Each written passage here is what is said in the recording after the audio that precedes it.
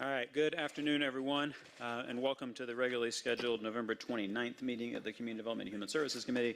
I am Vice Chair Matt Westmoreland. I am joined by my colleagues Byron Amos, Dustin Hillis, and Jason Winston. Jason Dozier, who is our chair and fearless leader, is both severely under the weather and probably the only person who would be in this room, who is sad that he's not in this room, for this meeting, and we wish him well and hope that he is doing all right. I am conscious of the fact that there's an important soccer game at 2 o'clock. We're not going to be out of here by 2 o'clock, so too bad. But we hope you'll have a wonderful Tuesday anyway.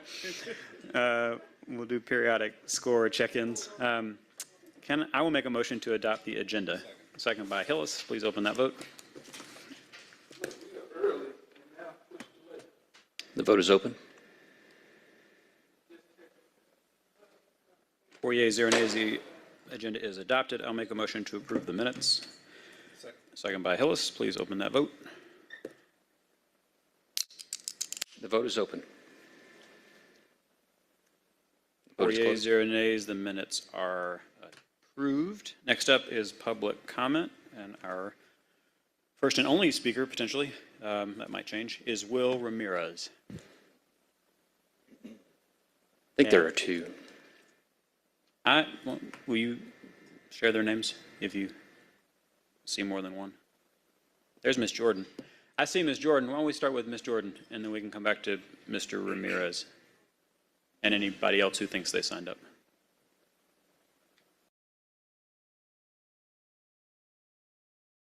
Give now to the Spirit of God to everyone that's here. Now concerned with things whereof we wrote unto me, it is good for a man not to touch a woman.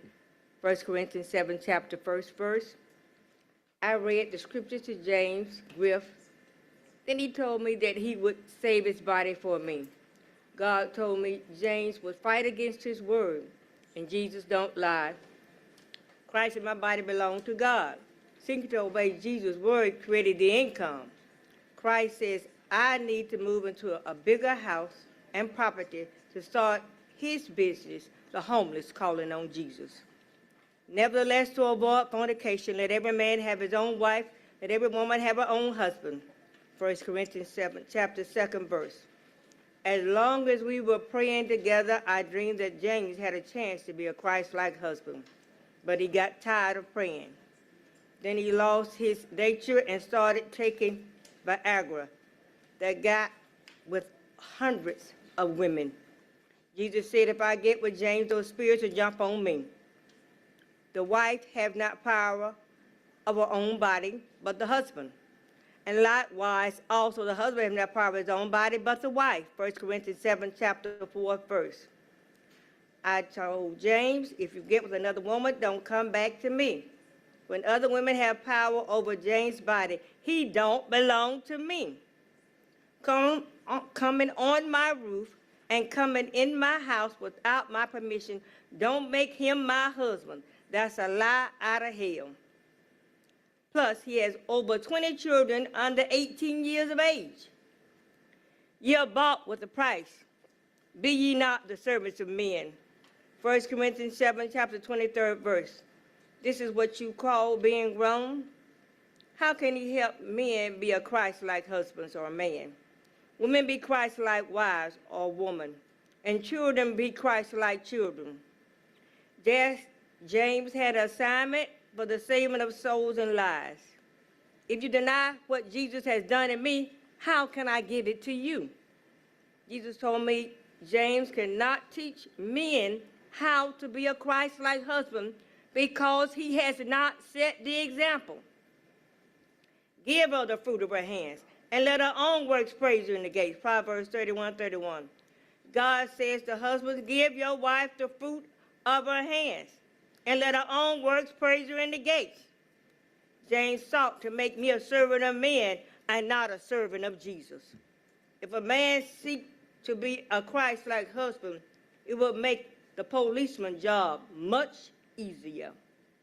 We need Christ more than he needs us, and I know I need him because what's coming in the future, because Christ hates sin.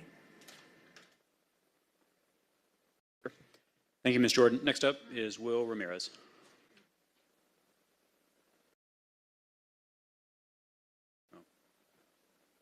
All right, 0 for 2 on that. Who else thinks they signed up for public comment? Okay, why don't we head in that direction? If you would tell us your name. My name is Matt Brock. I'm actually going to be deferring my comment time to Adam Brock. Okay. Mr. Brock, number 2, you got 6 minutes. Can I hand those out?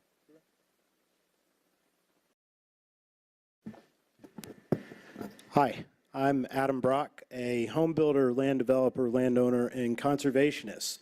Someone who plants between 15,000 and 18,000 trees per year in the state of Georgia. I speak generally about whether updating a TPO is even a need for Atlantans. First, who doesn't love trees? I spend as many days as possible in the woods around Atlanta and the U.S. There are very few things I love more than being in nature. It is my church. We're working today to solve a problem that I contend does not exist. Trees grow back, sometimes healthier, stronger, and longer lasting than if we had not removed them to begin with. Trees Atlanta's own website touts at 47.9%. Atlanta has the highest percentage of overall urban canopy in the nation. One of the premises for the need to have a rewrite of the TPO is that we're losing canopy to development at an alarming rate. This is just an emotional statement made by those that have ulterior motives. The claims that between 08 and 14, Atlanta saw a major reduction in canopy. Developers are blamed. The problem with that statement is that 08 to 14 was one of the slowest times the new development there has ever been. Contrasted to 02 to 06, a development run which was one of the largest on record for Atlanta, producing more single-family home construction permits than we have today. Yet in 08, after the incredible boom of construction in the early 2000s, Atlanta still had, quote, the highest percentage of overall urban tree canopy in the nation. I'll say it again. We're trying to solve a problem that doesn't exist. The existing TPO is not in need of an update. Trees are not a problem that demands immediate attention from the city council or the mayor. I contend Atlanta doesn't even have a tree canopy problem. We do, however, have some major issues that should be considered and addressed by the council and the mayor and all Atlanta citizens. Equity, crime, homelessness, affordability, accessibility, mobility. These are the real challenges every Atlantan's impacted by and feels the effect of. These are the issues that demand attention. Some of these issues are in direct opposition of the tree advocates' goals, especially equity and affordability. Increasing tree regulations, lengthening permitting processes, increasing tree recompense fees, and outright banning the removal of certain trees will increase the cost to develop housing and diminish landowners' values in Atlanta for years to come. If you look at the map from Trees Atlanta website of tree canopy concentration, you'll note that the two highest concentration areas, Northwest Buckhead, Southwest Atlanta. Tale of two cities. Northwest Buckhead is easy to see why there's such robust tree canopy. These are large estate lots with single-family dwellings in the wealthiest of communities that are constantly opposing any development of density focused on keeping it exclusive and expensive. They won't hesitate to remove a tree to upgrade their backyard pool or their guest house. They just use the tree issues to stave off development and progress.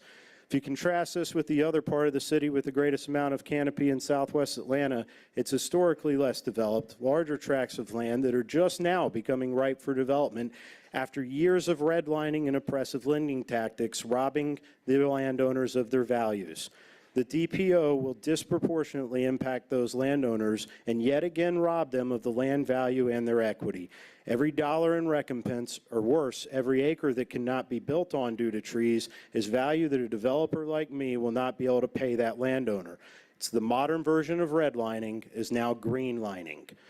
As a large community developer, having developed hundreds of acres of land, thousands of homes, and entitled billions in real estate in Atlanta, I'm not the one that'll be hurt the most by the TPO. The small builder trying to start his business building on R4 lots will suffer the most. The landowner who's held onto their property for decades hoping to see the highest and best value paid to them, they'll be hurt the most. For me, it's simply a line item in my budget. If the goal is to stop development, it will not do that. It will, however, rob owners of equity and decrease affordability even further. The U.S. Sixth Circuit Federal Court just ruled in October of 21 that the Township of Canton in Michigan's TPO was unconstitutional and a form of exaction because they could not show proportionality between the burden placed on the landowner and public benefit. Atlanta's about to walk this very path. I ask you to proceed with caution before updating the TPO. We all know the other side will not simply accept this update and move on. They're already stating it doesn't do enough, doesn't go far enough. They can't be appeased. They cannot be satisfied. They're the vocal minority. And while extremely loud, they do not represent the majority of Atlantans. The majority of Atlantans want to see a council that's focused on stemming crime, increasing mobility, increasing affordability, and increasing equity. The Atlanta Fed said that home affordability has seen record declines and that the median income household now needs to spend 41.2% of their income on housing. Housing affordability fell by 25% in April of 2022, the largest decline on record. A rewrite to the TPO will not accomplish the goals of creating a more affordable, mobile, safe Atlanta. They'll make it harder, and they'll slow Atlanta's progress. The unintended consequences will be real. The municipalities around greater metro Atlanta that have the strongest TPOs also have some of the most expensive home values, creating supply-restricted markets. It's wonderful for builders, not so wonderful for potential buyers wanting to enter those markets. Again, the new form of redlining is greenlining. I ask you look at the most sought-after cities in the world: San Francisco, New York, Florence, Italy, Paris, France, and others. The focus is not on trees.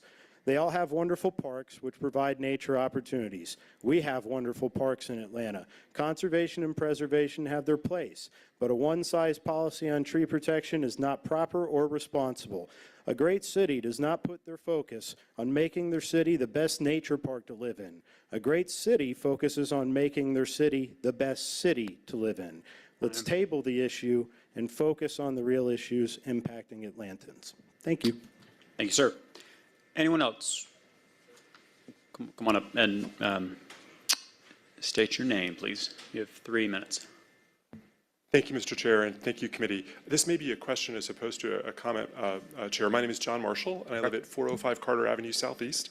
And I know typically there wouldn't be comment on second readings of ordinances, but I'm a neighbor of the adjacent property here with a couple of other adjacent landowners. And we think staff is aware of the issue and just wanted to let folks know and make sure the committee knows that the developer, we've been lucky to work with a good developer and arrive at a resolution with respect to the development. They agreed to change their comprehensive plan land use change from SFR to LDR as opposed to MDR, which was great, and the NPU took it up last week.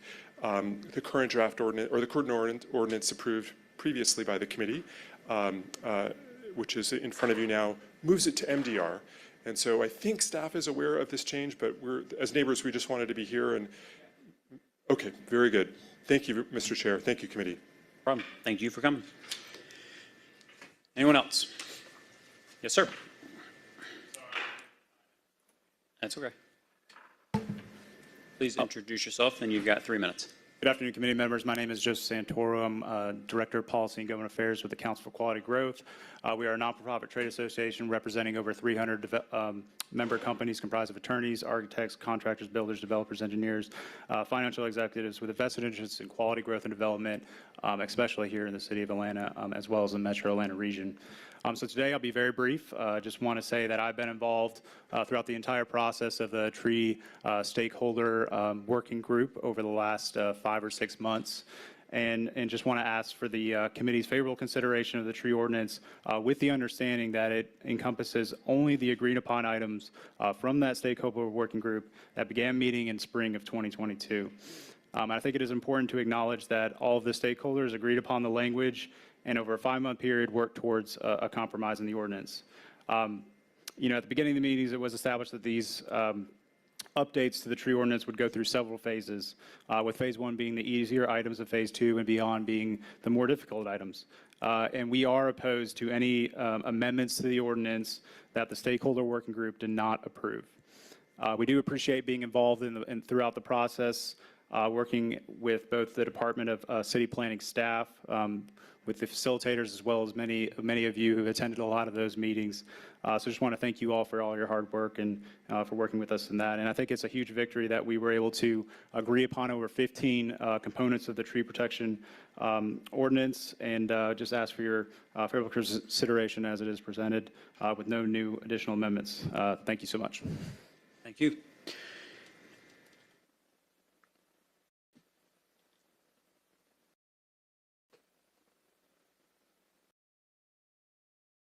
Hi. Hello, my name is Anna Maria Hazard. I'm here representing the applicant for 2201854. It's a development on Edgewood Avenue where the current Amaza and Thumbs Up building are.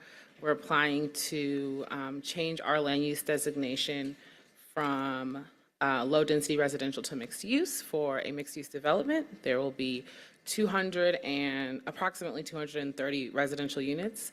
They'll be all rental. 15% of them will be affordable, 80% AMI in perpetuity. So we're going beyond the Beltline affordable housing. We're also doing preferred housing for City of Atlanta employees, including APD and APS employees as well. This is half historic, half not historic. It's just sort of a split zone property. So we will be before the UDC for the historic portion of the property, but we're here today to ask for a recommendation of approval from the committee. Thank you. Thank you. Anyone else? All right, that ends public comment. Before we move on to presentations, we're going to take one communication that is on our held agenda, and that is item number 36. Item number 36 is 22C5176, a communication from Council President Doug Shipman appointing Mr. Sergio Mendez to serve as a member of the Atlanta Commission on Veterans Affairs. This appointment is for a term of 2 years. Mr. Mendez, you would come forward and introduce yourself to the committee and share a little about why you would like to serve. Hi, I'm Sergio Mendez. I am going on my 10 years of military service with the U.S. Army, 5 regular Army full-time, and about to be 5 in the reserves. I'm originally from California. The military brought me to Georgia. After completing 5 years, I decided to stay. I love living in Atlanta. So I've been out in Atlanta since 2018. Currently work for a nonprofit. As far as veterans, I try to stay active with any organizations I can, including the Mission Continues, Red, White, and Blue, RWB. I am eager to support, help the community in any way I can. I know it's a unique institution with unique challenges. So however I can help, I'm wanting to help. Thank you for your service to the country and to the city on this commission. Any questions or comments? If not, I'll make a motion. Second by Bakhtiari.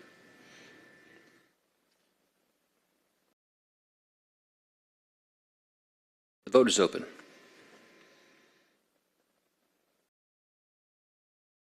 The vote is closed. Vote is closed. Ms. Bakhtiari was able to make the second because she is now here. I have not yet introduced her. We've been joined by Councilmember Bakhtiari. That item is favorable 5-0. Thank you very much. Thank you. Next up, we're going to move on to presentations, the first of which is from Invest Atlanta and WorkSource Atlanta, to be presented by Dr. Eloisa Clementich and Amy Lancaster King. Good afternoon, everyone. It's a pleasure to be here. Again, my name is Dr. Eloisa Clementich, and I'm the proud president and CEO here at Invest Atlanta. So we have a quarterly update, and that's what I'm going to provide for you today. So as your economic development arm, it's our responsibility to ensure that we're doing all we can so that the city continues to be the vibrant, most exciting place to be in the nation. There are about 6 different trends that I'm going to highlight real quickly that I think we're seeing on a national basis, and I want to just assure you that your economic development arm is aware of these and really taking active steps to address them. The first one is we're seeing nationally a population is flattening out. Georgia in particular is seeing that a little higher. We're getting a lot more population than we are in other parts of the nation. What that means is we will continue to focus on attracting companies to grow our job base, but it also is putting pressure on other items in terms of services and housing. And so we'll talk about that as well. But very attuned to what that demand is going to call on for our city. The second is racial inclusivity and economic growth is a key focus of ours. We're on the second year of our 3-year economic mobility strategy, and at our next quarterly update, I will show you where we are in terms of progress since it closes out the year. But we are keenly focused on those programs, and our Chief Equity Officer, Benika Wilson, has really got us on track to ensure that all of our programs, so really deep diving in, looking under the hood to ensure that our programs are equitable and inclusive is going to be very important for our success moving forward. Demand of workers continues to be high. As you know, here in the city, we're seeing some companies change course and having to take alternative action, but certain skill sets are widely needed, and so we're working very closely with WorkSource Atlanta to ensure that where we can, we're offering those training opportunities so Atlantans can be getting some of these excellent job opportunities. Affordable housing is key focus of ours, as is yours and your commitment. So the implementation of the housing opportunity bond is going to continue to be our focus. And what are we doing to drive more affordability? And with this mayor's commitment to housing and affordable housing, we continue to strive to reach our goals and his goals and this council's goals. Climate change is real, and what we're seeing for every increase of 4.7% degrees, economists are estimating that it has an economic impact or actual impact, GDP impact, anywhere between 4 to 7%. So Invest Atlanta is continuing to work on what programs can we institute to get companies and buildings to become much more energy efficient and effective so that we can have less of an impact on climate change. And lastly is the significant federal investment, and I want to applaud this council and the mayor for taking bold steps. Bloomberg issued a report of all of the cities and how they've decided to spend their ARP monies, and many cities have decided that they've had to spend those monies internally for the city and city resources and everything that they're doing in terms of services. What I'm so proud about is that this city and this council and this mayor have put a lot of their money, a big majority, to businesses. And so I know you heard a previous report of the American Rescue Plan and how we've been able to help businesses. We'll close that off for you when we're done spending all the funds. But I'm excited about what that impact will be to our city and our businesses. So in terms of our economic development impact here at Invest Atlanta, we've, as of October, almost 4,000 jobs, $99 million in capital investment. Key number for us is that economic output. That results in $815 million in terms of direct, indirect, and induced impact on our city. And I think that's where we're continuing to focus, is how do you drive that economic vibrancy for the city of Atlanta. So what kind of businesses? This just gives you a sense of the type of businesses, and our breadth and touch ranges, right? From attracting businesses to our small business loan portfolio to helping our current business continue to grow and be successful. So you'll recognize both La Chiquita Tortilla and Gooder are some of the two our companies that we've worked with to help them grow and retain them here in our city. I want to highlight just real quickly some of our small business loan activity. We've been very active in our small business loans. In fact, we've grown that department now to 4 people. That was a person of 1 to 2, and now we're on 4. So we're doubling because of the loan activity that we're seeing. So we have 35 approved, we've closed 28, and 16 are in progress, with 2 withdrawn and 1 denied. I would just highlight that the one that was denied was because they did not submit all their paperwork. We reached out to them several times, but we've told them, whenever you're ready, you got all your paperwork, come back, you can resubmit, we'll reconsider. Great news on this fabulous Tuesday is we received a $45 million allocation of new market tax credits. Okay, I'm sorry. Really excited for it. Thank you very much. I appreciate that, council member.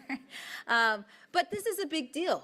We've received already 2 allocations straight back to back. That's $95 million For a nonprofit, for a CDE that focuses on one city, this is a really big deal. We've been so successful, I believe, because our pipeline has been robust, one, and two is that we write in the application. This is Department of Treasury, very competitive allocation, but we've been able to identify projects and then actually do fund them. And I think that's what they're seeing in Treasury, and that's why we've continued to be successful.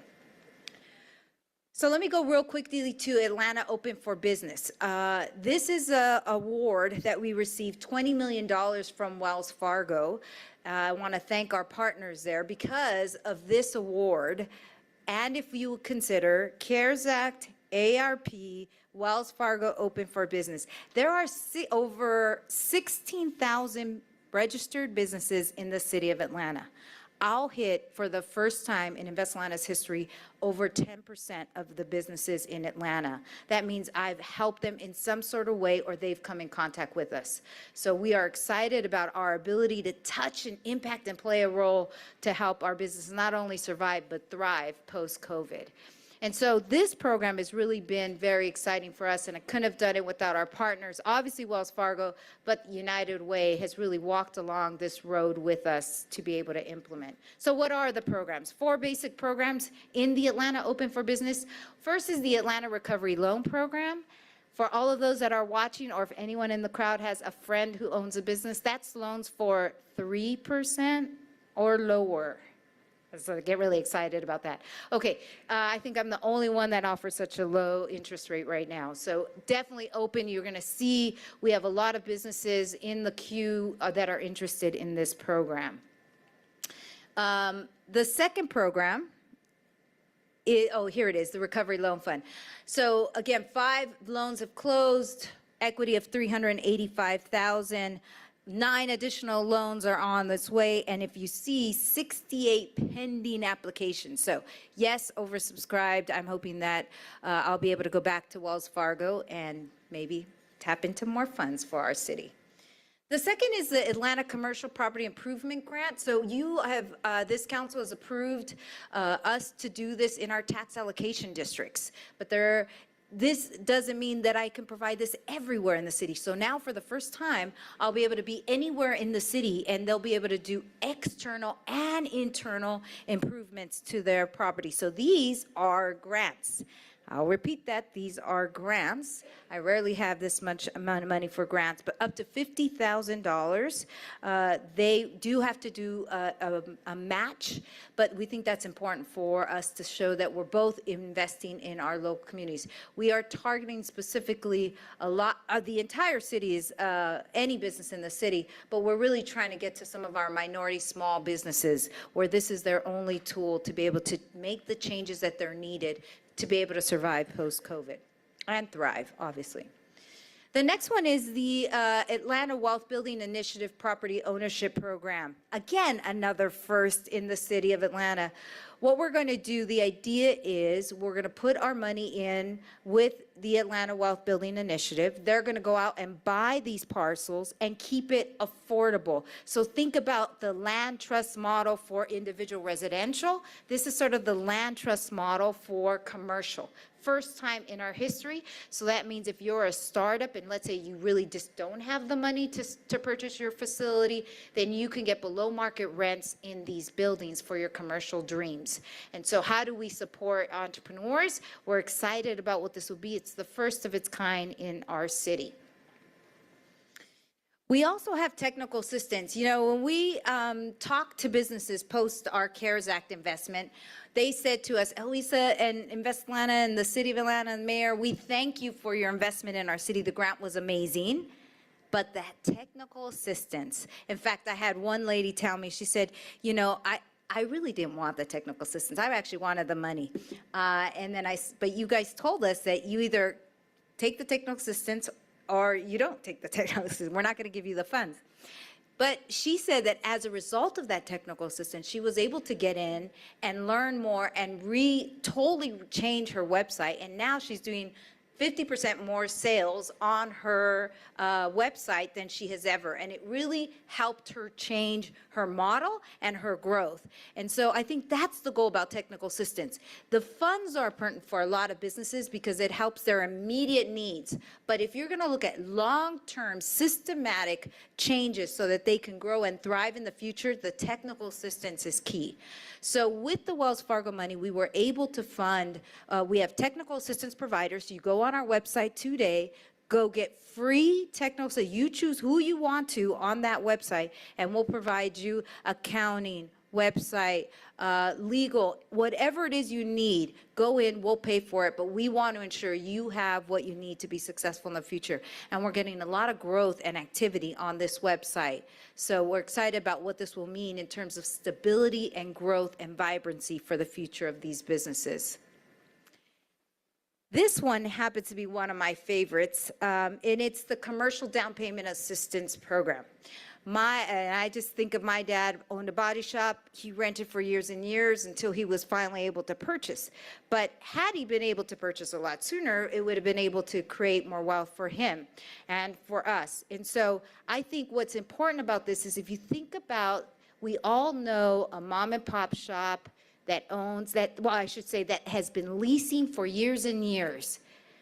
This is the first time we're going to have a down payment assistance program to help them purchase their location. It could be there where they are, or it could be another location. It really is their decision.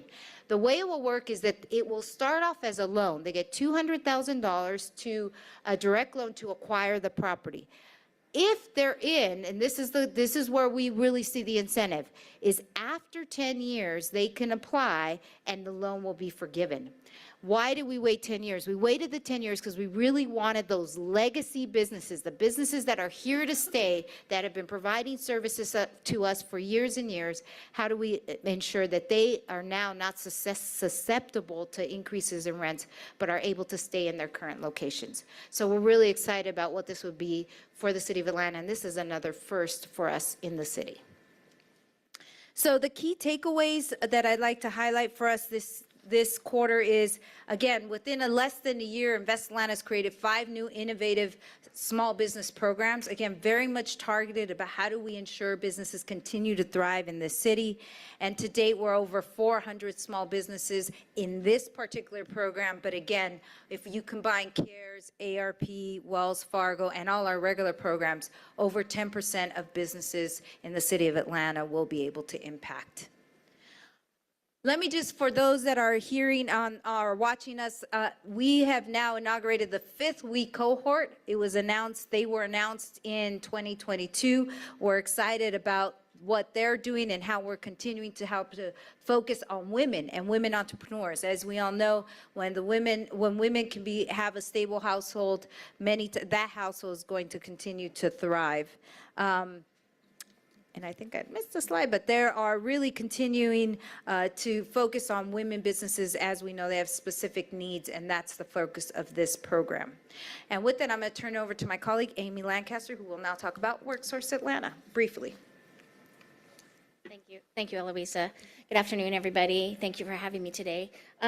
So I know I was back here just in October, so this is kind of a brief update. But again, as you know, our priorities are increasing access, implementing administrative changes to overall improve the operation of the organization, and then just increasing outcomes. So on increasing access, we've participated in 60 plus external events so far this program year. So that's July 1 to present.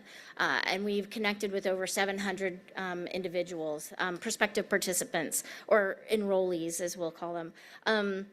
We also continue to expand our referral partners, and we've recently launched new partnerships with Youth Build and the Metro Communities Ministries. These, again, are co-enrollment opportunities. We've hosted our 3rd job fair, so we're starting to have job fairs every month. The results of some of those, we've had 142 job seekers attend, and over 26 have been offered jobs on the spot. So really great outcomes for those that are attending. That's 18%. So if you show up, you have an 18% chance of walking away with a job. Just putting that out there. Our mobile unit is up and running. We were still working on some technical glitches on the inside, so it's fully operational as a computer lab. But we're there. If you guys have a community event and you'd like us to be there with or without our bus, just let me know. We are continually looking for opportunities to connect with the community and help people connect with our services. Oops. On the administrative side, some key things we've done, we've completed our training provider site visits, and we've also implemented a regional training provider agreement. So we're partnering with the other 4 WorkSource boards in the region, so we're all working together. It gives us more leverage as needed to work with our providers and hold them accountable for the outcomes that we're all looking for. We did complete our comprehensive file review of over 700 files. We've identified, these are older files from 18 to 20, from 2018 to 2020. We've identified 60 that need to be closed, and I'll talk about how that might impact some of our numbers on the next 2 slides. We did submit a grant proposal for additional dislocated worker funds. This proposal is focused on the homeless population and reentry population. We hope to hear in January whether or not we get that. That would be an additional $700,000 to go into play, which would be a huge asset. And then lastly, on the administrative side, I was honored to be selected to participate in a statewide delegation to Germany to do a deep dive into their apprenticeship models. Learned a lot, lots of great insights, and understand some of the gaps that we have to fill that our public systems don't necessarily fill, but how we can partner with other nonprofit organizations to fill those gaps and really scale the apprenticeship and pre-apprentice opportunities here in the city for our WorkSource participants. And then on the successes, I mentioned the job fair outcomes. We also have currently 46 individuals enrolled in training so far this program year. When it comes to the enrollment numbers and numbers served, the bottom line is your bold that shows you where we are year to date. These numbers, enrolled means they've been newly enrolled this year, and that matters because we're tracking how we are getting people in the door. And when I say enrolled, this is specifically meaning they're enrolled in training. The adults served means they've been enrolled. They may still be in training, or they may just be in the career services portion, help looking for support to get placed in a job after they've gone through training. Regardless, that number served only includes people that either are currently enrolled or were previously enrolled in training. When we look at our numbers overall, we're doing pretty well. I'd like to see more, especially on dislocated worker. We've seen a slowdown. These numbers are through September 30. October's been slow, so hopefully we'll start to see a pickup in January, especially with our increased partnerships that we've put in place, and we've also hired a community outreach coordinator. So they'll lead some of those outreach efforts. And again, I'll remind you, if you have a community event, we'd love to be there. So just let me know, and we'll coordinate to have somebody available. On the last number there on the bottom right, total number of services provided, that 337 is just for those enrolled, and that can include whether they're in training, are they getting some career advising, other sort of job readiness services. When you add that to those, we have a lot of people that come to us that don't necessarily want to participate in training. And for those services that have been provided, that's another 1,196 total. So we've got 859 services provided to individuals not pursuing any sort of training, and then 337 for those in training. So we're on track, we're ahead of track to provide services towards our 2,000 goal for the end of the program year. As I mentioned about the comprehensive file review that we did and the 60 files that need to be closed out and exited, when you see the bottom numbers here, that 207 for adults served, the 40 for dislocated, and the 140 for youth, that's a total of 387. Those 60 that need to be exited are included in that. So we're hoping that this quarter will have new enrollments to help mitigate the 60 that will be exited, but just be prepared, that number is going to go down a little bit before it goes back up. And that also will impact our performance metrics. So these this is the beginning of the year, so you see some red, which I don't like the red either. But just so you're aware, those 2 columns with red in it are credentials and measurable skills gains. Those reset at the beginning of every year. So when you look at credentials, if people just enrolled in July or August, they're in training right now and haven't had time to actually earn their credential, hence the reason why we kind of start over every year. So that will go up. We did compare this to where we were this time last year, and we are ahead of pace from where we were last year. We've also implemented the TABE testing that I've mentioned before, so all of the new youth enrolled are getting a baseline TABE test so that we can track them and periodically test them to show that measurable skills gains. On the employment, the Q2 and Q4, that's post-exit. So we're doing really great on these numbers. We will see that probably stay flat a little bit, maybe go down, but we shouldn't be in jeopardy there as we exit those other files, those older files that need to be exited. But all in all, I feel like we're in a pretty good position, and we're still on track ahead of where we were last year. Progress, progress, progress, progress. And that concludes my report. Thank you both very much. Questions or comments? All right, I will ask a couple to at least start us off. Dr. Clementage on slide 7. Can you talk a little bit about the process for allocating the new market tax credits? Have the $50 million from last year all been allocated? And if so, can you talk a little bit about to what projects generally, and then can you send the specific list our way? I'll start with the latter. Yes, we'll send you the specific list because I don't remember that off the top of my head. But if I'm not mistaken, we've allocated all but $5 million is about what we have left in that bucket. But I'll send you the specific list. I don't remember all of them and the amounts, and I don't want to get them incorrect. And who is we in that, since it's a little Okay, different good than point. normal? Yes, so the way it works is the new market tax credit allocation goes to the community development entity, and that is called AMI, Atlanta Emerging Markets, Inc. The relationship between AMI and Invest Atlanta is AMI has no employees. They have a service contract agreement with Invest Atlanta. We provide all the staffing for the entity, the CDE entity. That CDE entity has its own board, and they take action on each of the projects that get allocated. It's a requirement by Treasury that there has to be an arm's length relationship away from the CDE. So they take their own actions, own decisions. Our position is to help them with pipeline, to coordinate in staffing of the entity, but they make their own decisions. Thank you. Uh-huh. And then Ms. Lancaster King, on your Germany trip about apprenticeships, what did you learn that would be helpful for a municipal government to know as you think about the future?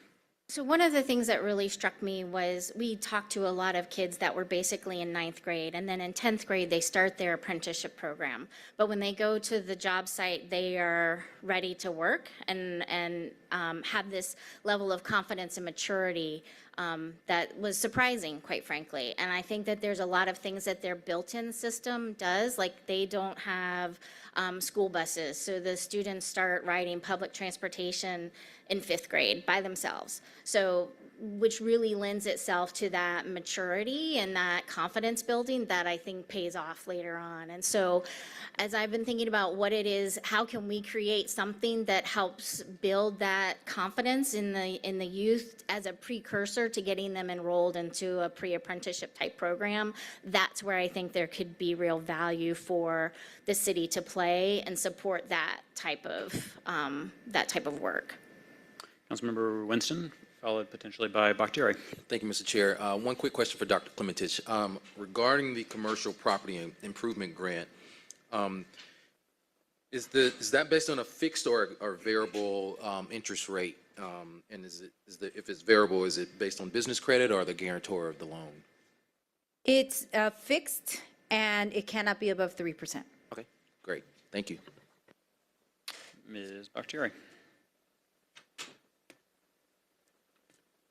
I was honestly expecting more lead time, but everyone's being really quick today. One quick question. I appreciated the piece on the sustainability commentary at the beginning of the slides, and I was curious with And I should first thank you for all of your leadership and work on the Atlanta house, the housing voucher paper. And this kind of falls into following along suit with that. Has there been any discussion with Invest with subsidy dollars to talk about requirement of green top, solar roofing, reflective roofing, et cetera? We're doing obviously the first heat vulnerability assessment because of issues with redlining, which for the record, redlining and green lining are not the same thing, which we'll elaborate on later. I would suggest y'all look up green lining. And discussing the impact that could have, because my concern is the fact that one of the leading causes of displacement in Atlanta is due to energy burden, which we don't really talk about and not many people have knowledge of. And so I was curious if Invest was. Yeah. We're looking for tools right now. As you know, we have approval on our PACE financing, so we've been trying to get that program up and running as an alternative to see how we could make it work. Currently, it is for commercial buildings only, and the commercial buildings has been business, but that also, commercial could also be multifamily housing. So we've been trying to figure out how we could make that work in the capital stack to make it easier. We haven't quite cracked that nut yet, so we're looking at some of our colleagues nationally. But that is one tool, and we're looking for other tools that may be able to help support, promote, and incentivize both multifamily and commercial buildings to do more green. Thank you. And of course, I think I've asked this of Invest before, but I know there's a lot of division around the conversation of ADUs, but when it comes to businesses and now post-pandemic life, has there been any conversations around CDUs for people who want to be able to actually operate their small businesses right there at home? CDU right there where? Commercial dwelling units. Yeah. But where, like right in there? Smaller, like promotion of the concept of a 15-minute city without having to actually live in a commercial corridor. We've been trying to, in our approving or projects, we've been really looking for the mixed use concept, because I agree with you, it's great to be a 15-minute city everywhere you go. I do think that we've been trying to incentivize it. The question will be capital stack and making the numbers work at the end of the day is what we're trying to get to. But yes, we think that makes a lot of sense. And it can actually serve a way to help grow entrepreneurship, which builds wealth and creates wealth for entrepreneurs and jobs. So we're trying to figure out what other tools we could bring to the table to help foster it. So just like we went to the Wells Fargo, we're putting applications to other entities to grow some of these other ideas that we have. Thank you. You're welcome. Any other questions or comments? All right, thank you both very much. Next up is the Atlanta Beltline Quarterly Update, which will be presented by Clyde Higgs and Jill Johnson. But before that, 18 minutes in, and the score is 0-0. I was going to ask you that question. Oh, yeah, Thank you. I got you. Thank you. So good afternoon. My name is Clyde Higgs. I also want to stop and acknowledge my colleague Jill Johnson, who heads up government affairs for the Beltline. And thank you, City Council Member Westmoreland, for that update, because it is definitely on my mind. Go USA. So I know this is a quarterly report, but I also want to stop and acknowledge that this has been an exceptional 12 months, 18 months for the Beltline. And I hope that never gets lost. So if you think about Beltline from a funding perspective, not only the SSD, but the historic gift that we received from the Woodruff Foundation for $80 million, $30 million from the Cox Foundation, the federal funds, the funds from ARC. It has just been an exceptional year with regards to progress in building out the Beltline. And so that kind of leads into this slide that I want to talk about here, and this is just the current status of trail development, trail construction. And so it's somewhat of a busy slide. The thing that you really need to remember here, that within the next 24 months, because of all of these funding announcements that we've had over the last 12 to 18 months, we will have 80% of the Beltline finished or under construction within the next 24 months. That is a significant feat. And so we're really proud about that. And again, definitely need to give a shout out to all the partners that have made that a reality. And just real quick, I just want to give a update on the Northeast Trail. We continue to push that forward. You may remember that's roughly, I guess, about a mile and a quarter segment on the northeast segment of the Beltline. We started this project in earnest in April of this year, and we should be finished in about 18 to 24 months. So lots of activity there, especially behind Ansley Mall. And on the East Side Trail, so a lot of people don't realize that a part of the Beltline's responsibility is also to advance complete streets. And really what that means is pushing sidewalks, lighting, really to prioritize the pedestrian and the cyclists within the city of Atlanta. So this is a project that we are engaged in. We started this. It should be completed in roughly 18 months. But it's roughly 2/3 of a mile from Boulevard all the way to the Freedom Parkway. And then again, we will have some pretty impressive sidewalks, lights, and again, prioritizing the cyclists and the pedestrian. And also really excited to announce that in mid-October, we opened in partnership with the mayor and many officials that came out to celebrate this. It's roughly a mile and a quarter segment on the west side, so at the south at Law Street, to the north at Huff Road. And really excited about this. And Councilmember Amos, you got to remind me about that K through 12 statement. That took the cake that day, but that was definitely kind of a nod to what we're seeing on the west side, and making sure that people from K to all the way to whatever clever thing you said, I'd love for you to say Diapers to that. degrees. Diapers to degrees, yes, that took the cake. But really excited about this segment, West Side Trail Segment 3. We will go to bid pretty soon for West Side Trail Segment 4, from Washington Park all the way up to Law Street. And so lots of activity with regards to building out the Beltline. And on the affordable housing side, again, significant progress being made from an affordable housing perspective. We still have a long way to go, but 2022 was an exceptional year thanks to our partners and a lot of the men and women that are working at the Beltline. Our goal was to do about 320 units for calendar year 2022.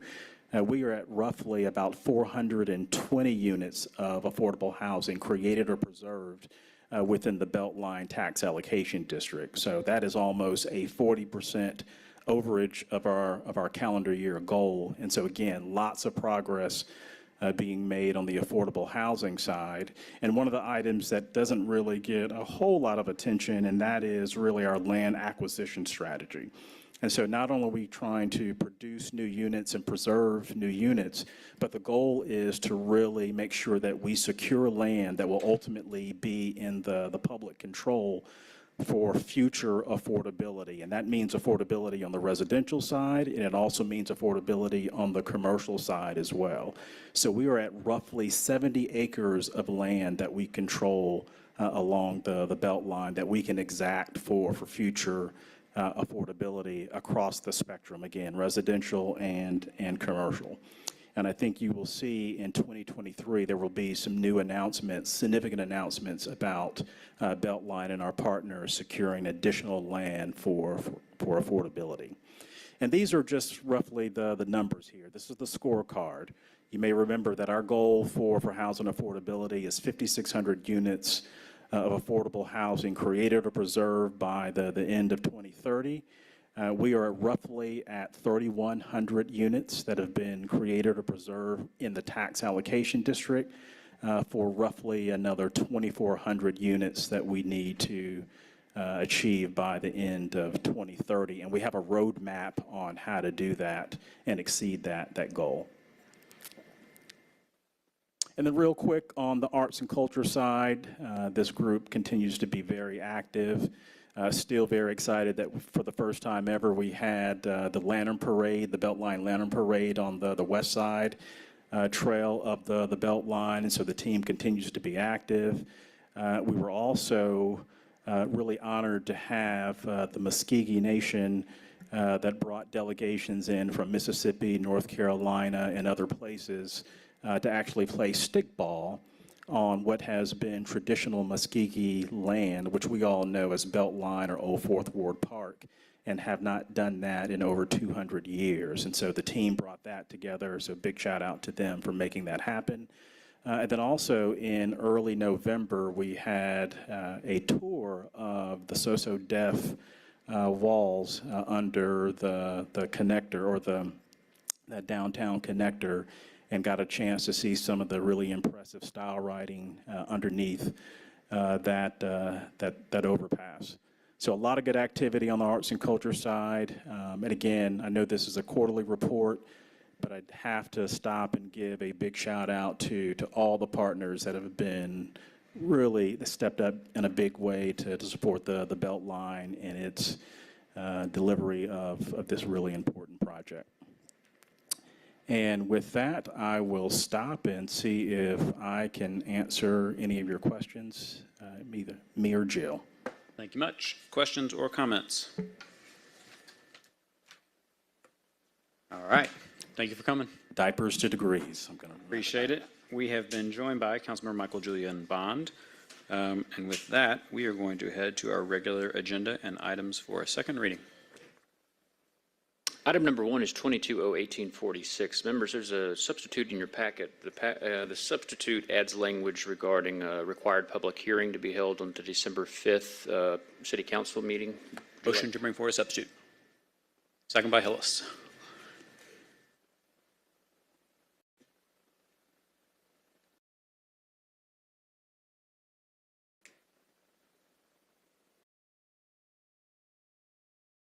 One moment.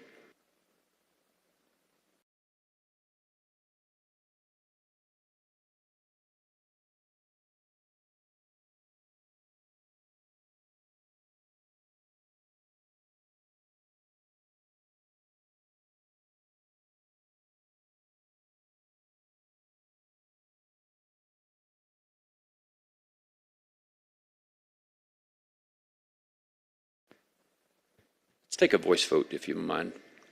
To Mr. Winston. Aye. Mr. Amos. Aye. Mr. Hillis. Aye. Mr. Bond.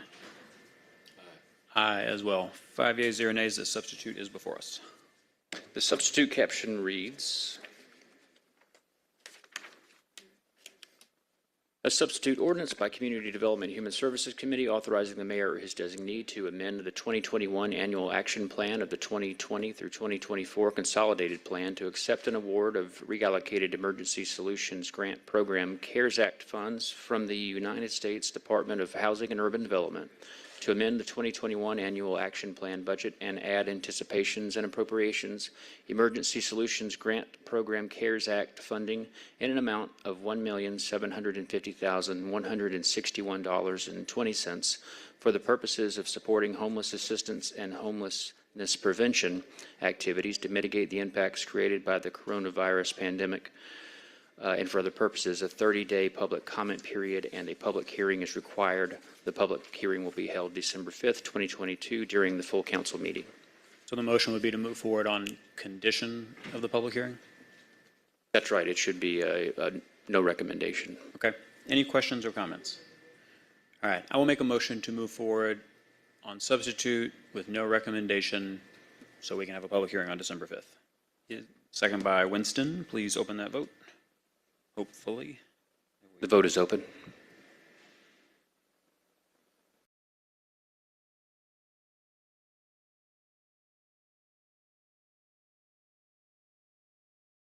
The vote is closed. All right, 5 yeas, 0 nays. That item is moving forward with no recommendation. Next block.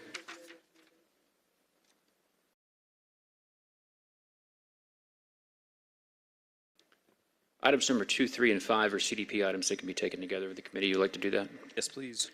Item number 2 is 22-01847, CDP 2233, an ordinance by Community Development Human Services Committee to amend the land use element of the 2021 Atlanta Comprehensive Development Plan so as to redesignate property located at 1202 West Marietta Street from the office institutional land use designation to the mixed-use medium-density land use designation, and 1192 Marietta Street from the mixed-use land use designation to the mixed-use medium-density land use designation and for other purposes.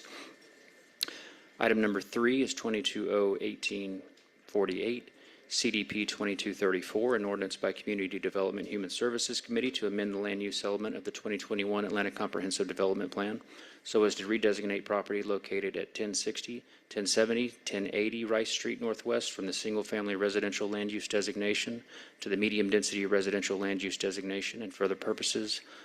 Item number 5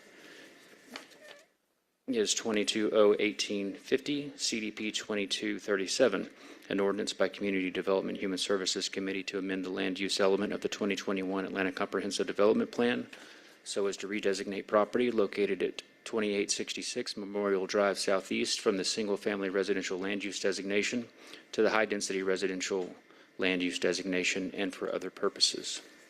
Motion to hold. Second by Hillis. Please open that vote. Vote is open.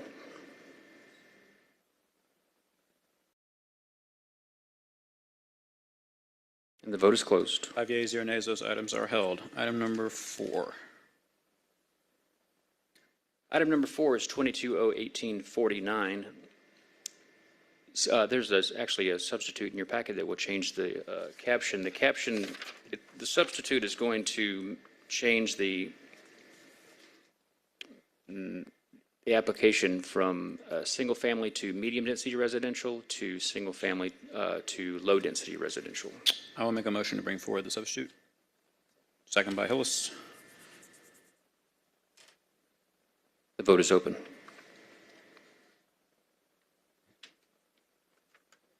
And the vote is closed. 5 yeas, 0 nays. The substitute is before us.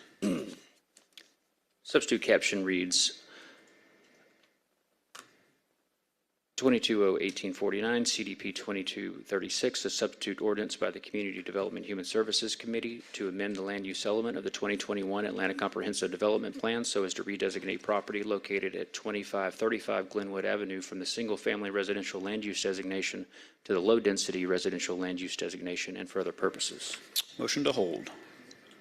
Second by Amos. Please open that vote.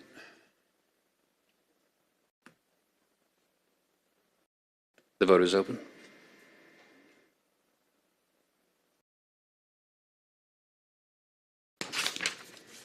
And the vote is closed. 5 yeas, 0 nays. That item is held. Next, number 6. Items number 6 through 10, number 30, number 32, and number 33 can all be taken as a block. Would the committee like to do so? Yes, please. Item number 6 is 22-01851, CDP 2238, an ordinance by Community Development Human Services Committee to amend the land use element of the 2021 Atlanta Comprehensive Development Plan so as to redesignate property located at 930 Malden Street Southeast from the low-density commercial land use designation to the high-density residential land use designation and for other purposes. Item number 7 is 22-01852, CDP 2240, an ordinance by Community Development Human Services Committee to amend the land use element of the 2021 Atlanta Comprehensive Development Plan so as to redesignate property located at 597 Auburn Avenue Northeast from the low-density residential land use designation to the low-density commercial land use designation and for other purposes. Item number 8 is 22-01853, CDP 2241, an ordinance by Community Development Human Services Committee to amend the land use element of the 2021 Atlanta Comprehensive Development Plan so as to redesignate property located at 337 Georgia Avenue Southeast from the low-density residential land use designation to the low-density commercial land use designation and for other purposes. Item number 9, 22-01854, CDP 2242, an ordinance by Community Development Human Services Committee to amend the land use element of the 2021 Comprehensive Development Plan so as to redesignate property located at 581 Edgewood Rear from the low-density residential land use from the low-density residential and low-density commercial land use designations to the mixed-use land use designation, and 21 Cornelia Street, 586 Izzard Street, from the low-density residential land use designation to the mixed-use land use designation and for other purposes.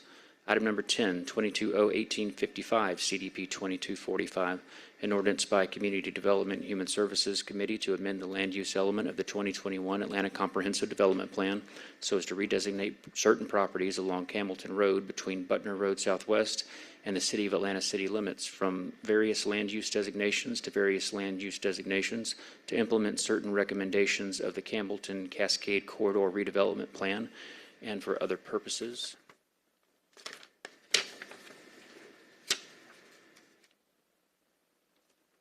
Item number 30 is 22-01666, an ordinance by Councilmember Alex Wan to amend the land use element of the 2016 City of Atlanta Comprehensive Development Plan so as to designate property at 923 Springdale Road Northeast, Atlanta, Georgia 30306 to the single-family residential land use designation and for other purposes.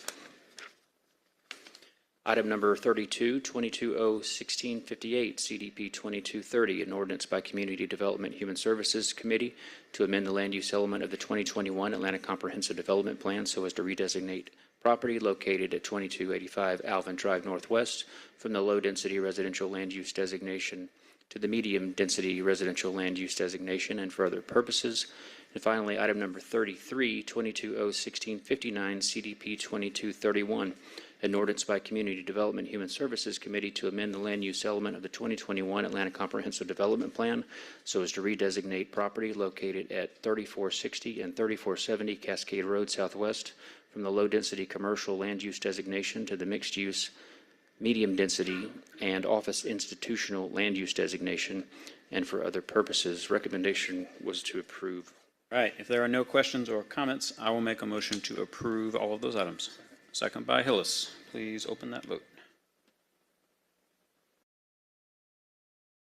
The vote is open.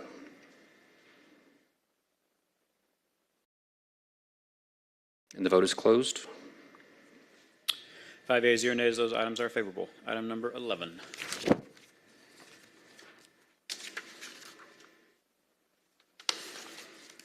Item number 11 is 22-01867, an ordinance by Councilmember Michael Julian Bond amending 22-01669 to update the accounting stream as necessary to allow for the appropriations of payment to the Metro Atlanta Land Bank Authority and for other purposes. Mr. Bond, any comments or motion? Motion by Bond, which I will second. Please open that vote.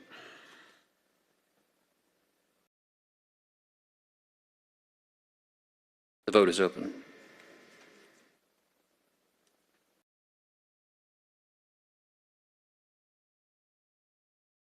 The vote is closed. 5 yeas, 0 nays, that item is favorable. Number 12.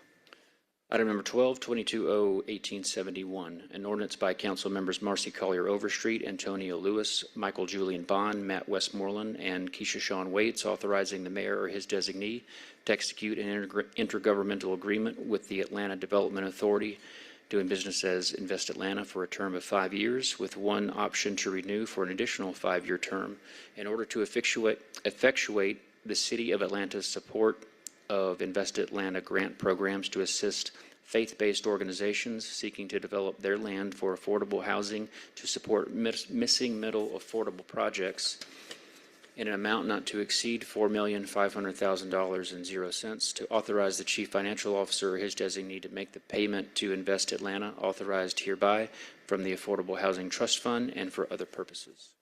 United States takes a 1-0 lead at minute 38. Mr. Humphreys, would you like to tell us a little bit about this $4.5 million investment?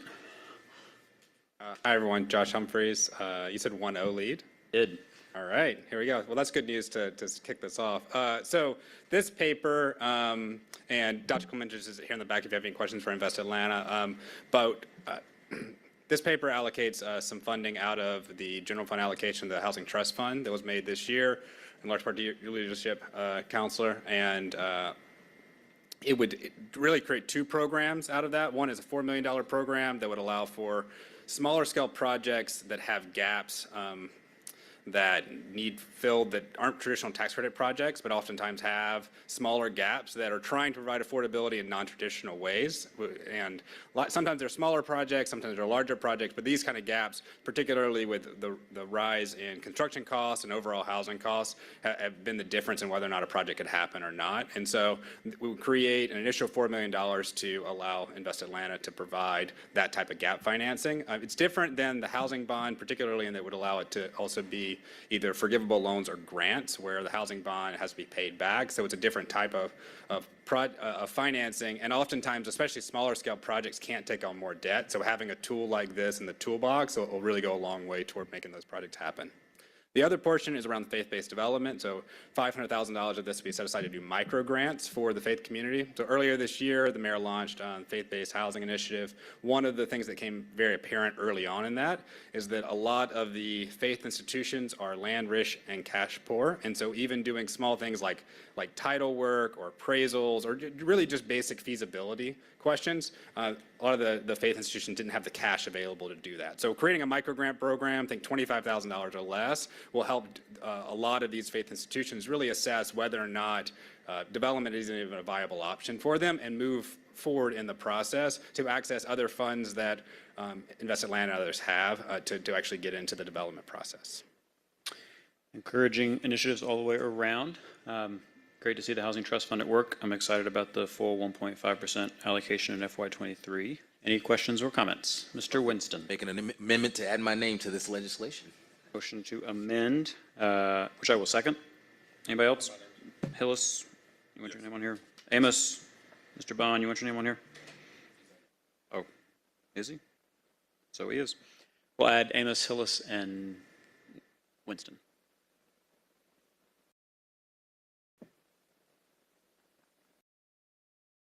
The vote is open.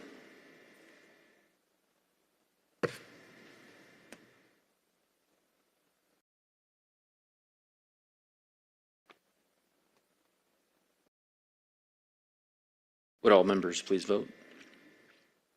The vote is closed. 5 yeas, 0 nays. The item is amended. I will make a motion to approve as amended. Second by Winston. Please open that vote.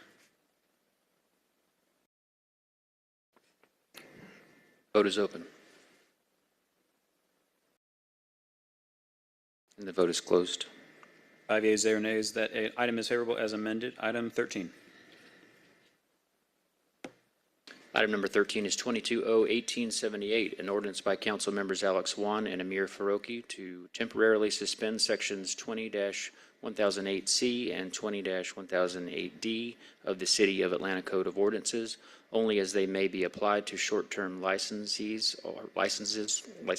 or short-term rental operators that have not obtained a license, such that there shall be no authority to take administrative action or impose any administrative penalties against short-term licensees or short-term rental operators that have not obtained a license, to declare that the suspension of sections 20-1008C and 20-1008D of the City of Atlanta Code of Ordinances provided herein shall only be in effect through March 5th, 2023, and thereafter the suspension of sections 20-1008C and 20-1008D of the Atlanta Code of Ordinances shall automatically end, and beginning March 6, 2023, shall have no legal force or effect, and for other purposes.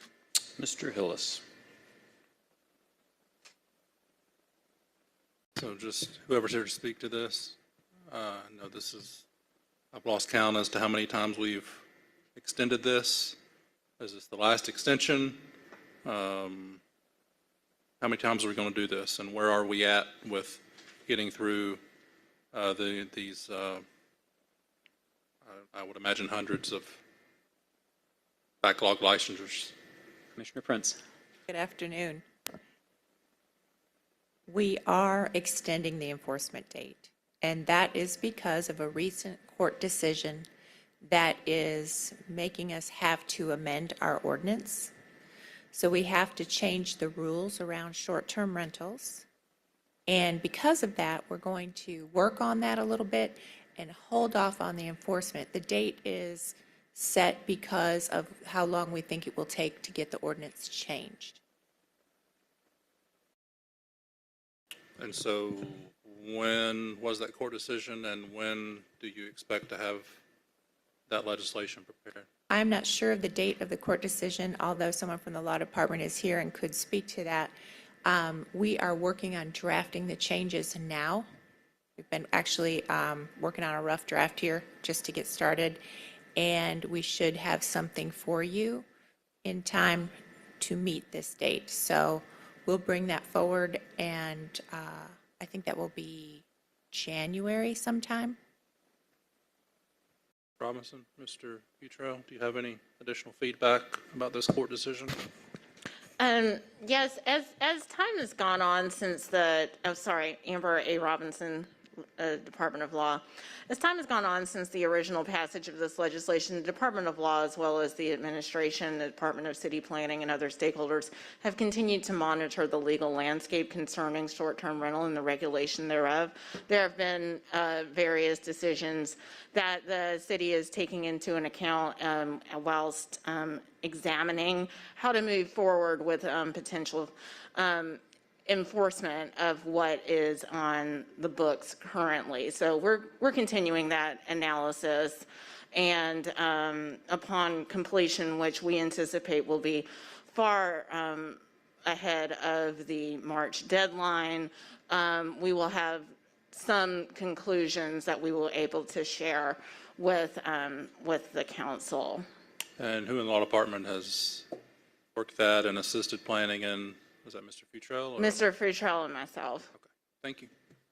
Any other questions or comments? All right, I'm going to make a motion to approve. Is there a second? Thank you. Motion by Westmoreland, second by Winston. Please open that vote. The vote is open.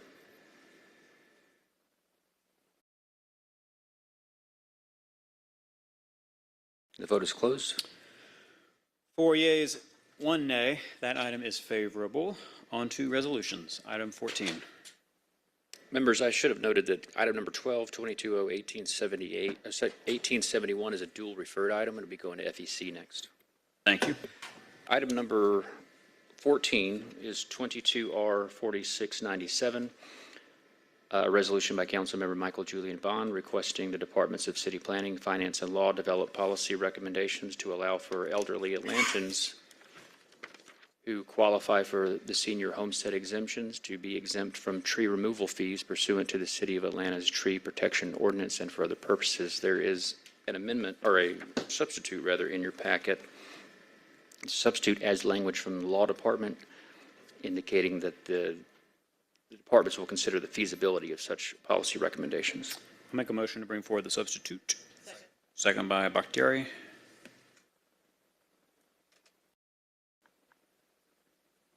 The vote is open.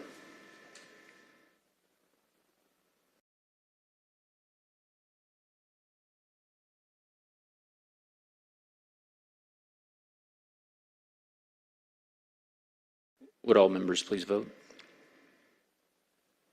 The vote is closed. 6 yeas, 0 nays. The substitute is before us. Mr. Bond, any comments or motion?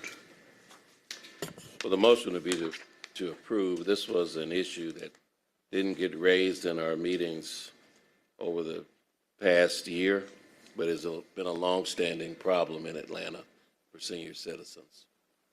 So we'd like for them to find a way to accommodate and to help those who periodically and almost on a regular drumbeat, there's a senior somewhere in Atlanta that's got a threatening tree. So we'd like for them to develop the policy and bring it back to us. Motion by Bond. Is there a second? Second by Hillis. Please open the vote. The vote is open.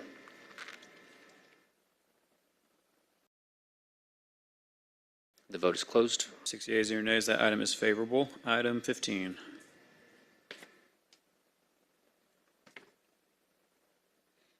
Item number 15 is 22R4702, a resolution by council members Dustin Hillis, Michael Julian Bond, Matt Westmoreland, and Keisha Shawn Waits, authorizing the mayor on behalf of the City of Atlanta to apply for, accept, and enter into any necessary agreements as co-applicant with the Housing Authority of the City of Atlanta, Georgia, to the U.S. Department of Housing and Urban Development FY 2022 Choice Neighborhoods Implementation Grant Program to facilitate the application for and implementation of the Choice Neighborhoods Implementation Grant Program for Bowen Homes, to express the commitment of the City of Atlanta to an investment of $10 million over 8 years in public infrastructure and other projects in the Bowen Choice neighborhood area, which includes the neighborhood of Cary Park, should the Choice Neighborhoods Implementation Grant application be successful, and for other purposes. There's an amendment in your packet which will make a change in the first whereas clause to a dollar amount. Motion to amend, second by Hillis. Please open that vote.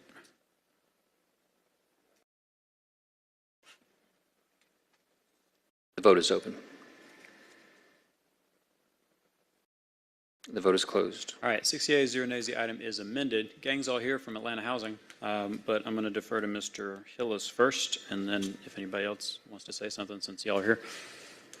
Thank you, Vice Chair Westmoreland. We had quite a eventful discussion 2 weeks ago about some of the affordability in the Bowen Homes redevelopment, and Atlanta Housing can elaborate, of course, but just want to report that that has been heard loud and clear by them, and we've increased that affordability from 27% up to 44%. So I want to applaud them and working with the developers that were selected and with their work on that and getting that affordability up, both with rental and for sale units. So this will, in the Bowen area, there's a number of infrastructure needs, whether it's streets or sewer or water.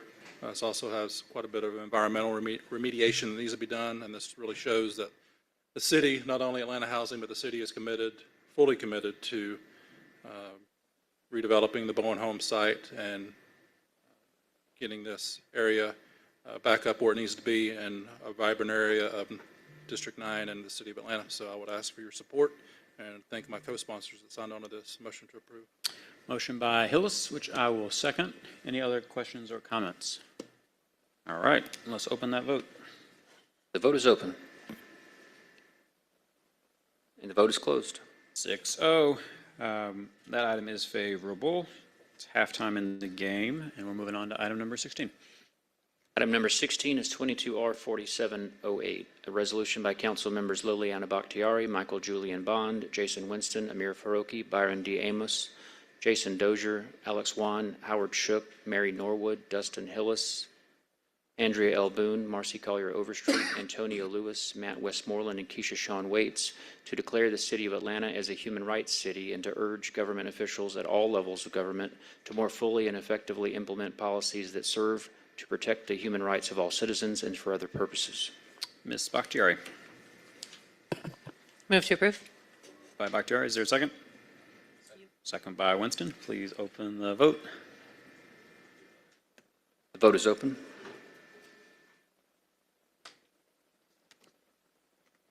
The vote is closed. 6 yeas, 0 nays. That item is favorable. Item 17. Item number 16 will be dual referred to Finance Executive Committee. Thank you.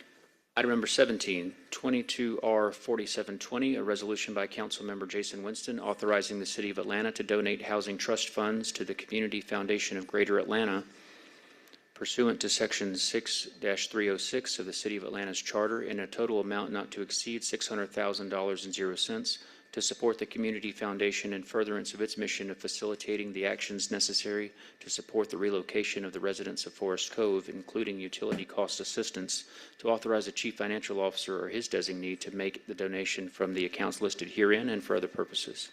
Mr. Winston, a comment or a motion? Motion to approve. Motion by Winston, which seconded by Hillis. Please open that vote. The vote is open.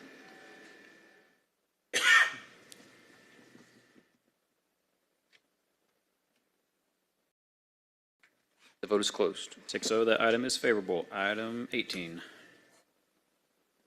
Item number 18 is 22R4721, a resolution by Council Member Michael Julian Bond, Matt Westmoreland, Keisha Shawn Waits, Jason Winston, Amir Faroki, Byron D. Amos, Jason Dozier, Liliana Bakhtiari, Alex Wan, Howard Shook, Mary Norwood, Dustin Hillis, Andrea L. Boone, Marcy Collier Overstreet, and Antonio Lewis, establishing a commission to determine an appropriate manner in which to honor the TAMS American Vocal Group and for other purposes.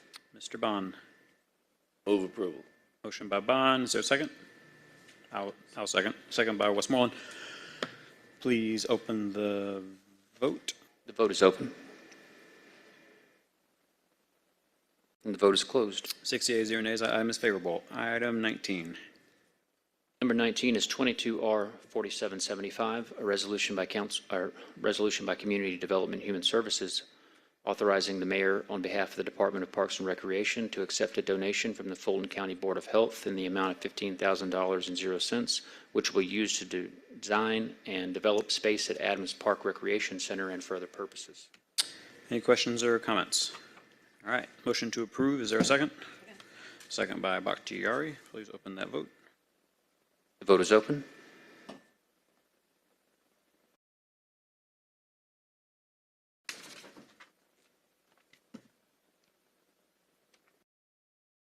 Vote is closed.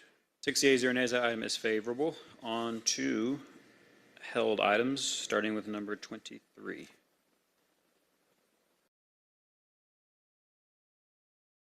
Item number 23 is 22-0-1049, CDP 2161, an ordinance by Community Development Human Services Committee to amend the land use element of the 2021 Atlanta Comprehensive Development Plan so as to redesignate property located at 2590 Watkins Street Northwest from the single-family residential land use designation to the low-density residential land use designation and for other purposes. Would the committee like to take number 24 as well? We would. 22-0-1143, CDP 21-066, and an ordinance by Community Development Human Services Committee to amend the land use element of the 2021 Atlanta Comprehensive Development Plan so as to redesignate property located at 131 Leslie Street Southeast from the single-family residential land use designation to the mixed-use low-density land use designation and for other purposes. The recommendation was to file. I'll make a motion to file. Is there a second? Second by Hillis. Please open that vote. The vote is open. And the vote is closed. 6 yeas, 0 nays. That item is filed. Took me 5 years, but it just occurred to me that Mr. Bond's ringtone is the first 6 notes to All I Want for Christmas Is You by Mariah Carey, which is pretty exciting. There it is. Item number 36. We did it. All right. Motion to adjourn. Just kidding. Item number 37. Item number 37 is 22-0-1829, an ordinance by council members Michael Julian Bond, Jason Winston, Amir Faroki, Byron D. Amos, Jason Dozier, Liliana Bakhtiari, Alex Wan, Howard Shook, Mary Norwood, Dustin Hillis, Marcy Collier Overstreet, and Matt Westmoreland, as amended by the Community Development Human Services Committee to amend the Atlanta City Code, Part 2, Chapter 158, Article 2, to make several updates related to ordinance administration, tree planting and protection, and use of tree trust funds, to amend Part 3, Land Development Code, Part 15, Land Subdivision Ordinance, Sections 15-7.004, and for other purposes. There's a substitute in your packet which makes changes to Exhibit A. Why don't we bring that forward? I'll make a motion to bring forward the substitute. Second by Bakhtiari. Please open that vote.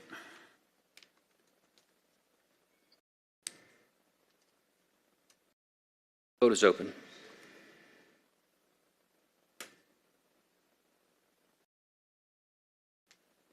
The vote is closed. 6 yeas, 0 nays. The substitute is before us, as is the commissioner, who has a presentation, and I will hand it over to you. But just a short one. Uh-huh. Okay. Okay, I've been So- at this a long time. Take as long as you need. Well, it was before I arrived here that we convened a committee of stakeholders to discuss changes to the tree protection ordinance. And the changes were limited to things that could be agreed upon relatively quickly. So our first slide is about the benefits of trees, which I know you're all aware of, but I feel like at the beginning of these kind of processes, we all have to agree upon why we're doing this. So I think it's important to bring these things up every so often. The main reason is we're losing our tree canopy. You can see on here, Georgia Tech surveys this from time to time for us, and slowly we are losing it. So we've got some changes for you to the ordinance. The ordinance needed updating and a lot more clarity.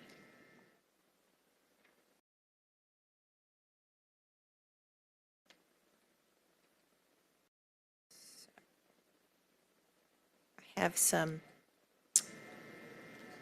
new information here for you. There are a lot of ambiguities in the ordinance and a lot of things that aren't clear and aren't defined. So what we had to do was get started to just make some changes there. Those are the easy things, the low-hanging fruit. What we wanted to address were any conflicts in the ordinance, where one section might say one thing and another would say something completely different. And we wanted to make things clearer for the people who interpret the ordinance every day. If you have a turnover in staff, the way the ordinance is interpreted should not change.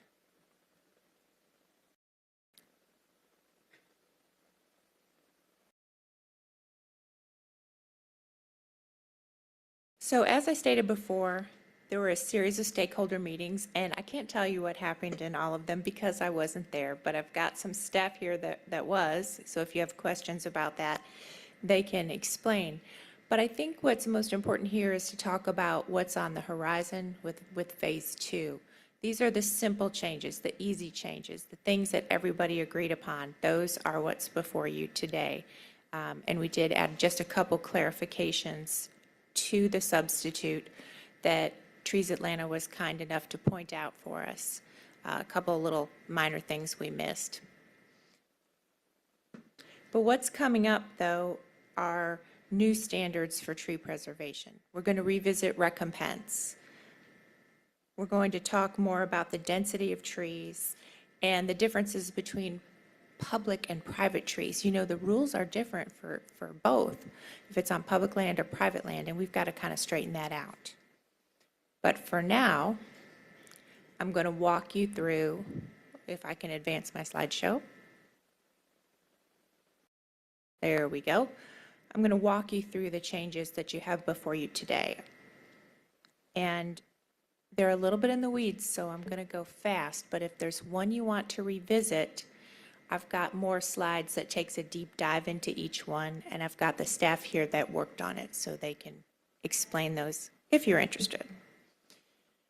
So we've got a new site reinspection fee. For some reason, there was no charge when the arborist had to go back out a second time. Well, we all know that the fees are supposed to cover the cost of staff time, so we had to address that.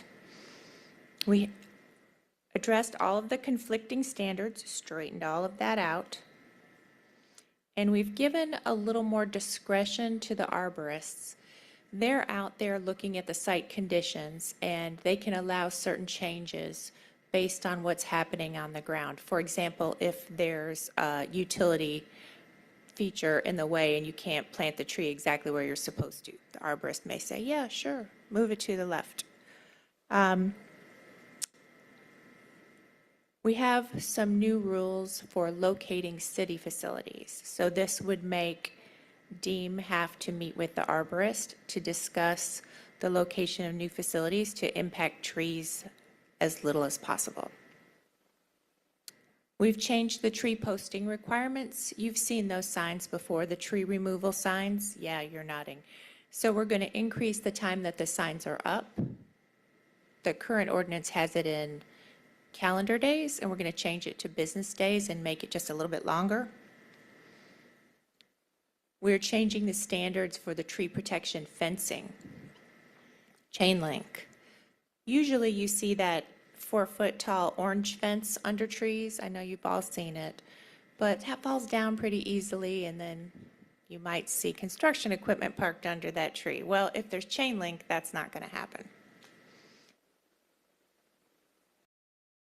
We've created a tiered fine system for construction site violations. Now, this is not just for when a tree is damaged or removed illegally.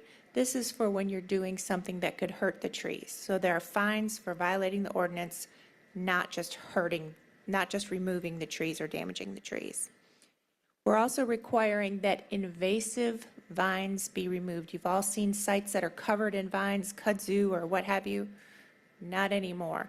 You're not going to get credit for what you're doing with the trees until you take out those vines.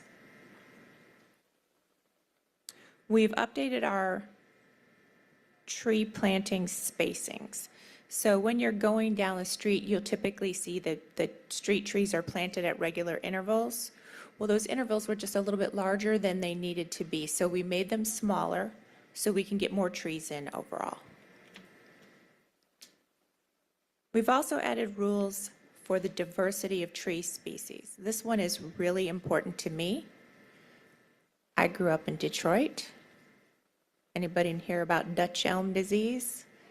Right. Detroit lost a lot of their tree canopy because they didn't have a diversity of tree species, because sometimes there are diseases that will only affect one kind of tree. So we have to make sure when we're planting that we use a lot of different kinds of trees. Now, we've changed the rules regarding parking lots. It's still 1 tree per 8 spaces, but what we've done is we've lowered the threshold on the size of the parking lots that are required to meet the requirements of the tree protection ordinance. So it's going to be parking lots that have 16 spaces instead of 30. Currently, the threshold is 30, and it's going to be 16. We're increasing the minimum soil area for plantings. Why? So that the roots can expand and the trees can take hold and live longer. We've listed out all the undesirable and invasive tree species.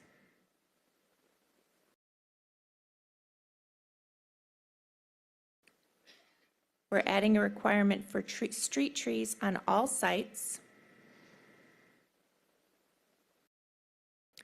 And for trees that are saved in a single-family subdivision, they have to be recorded on the final plat.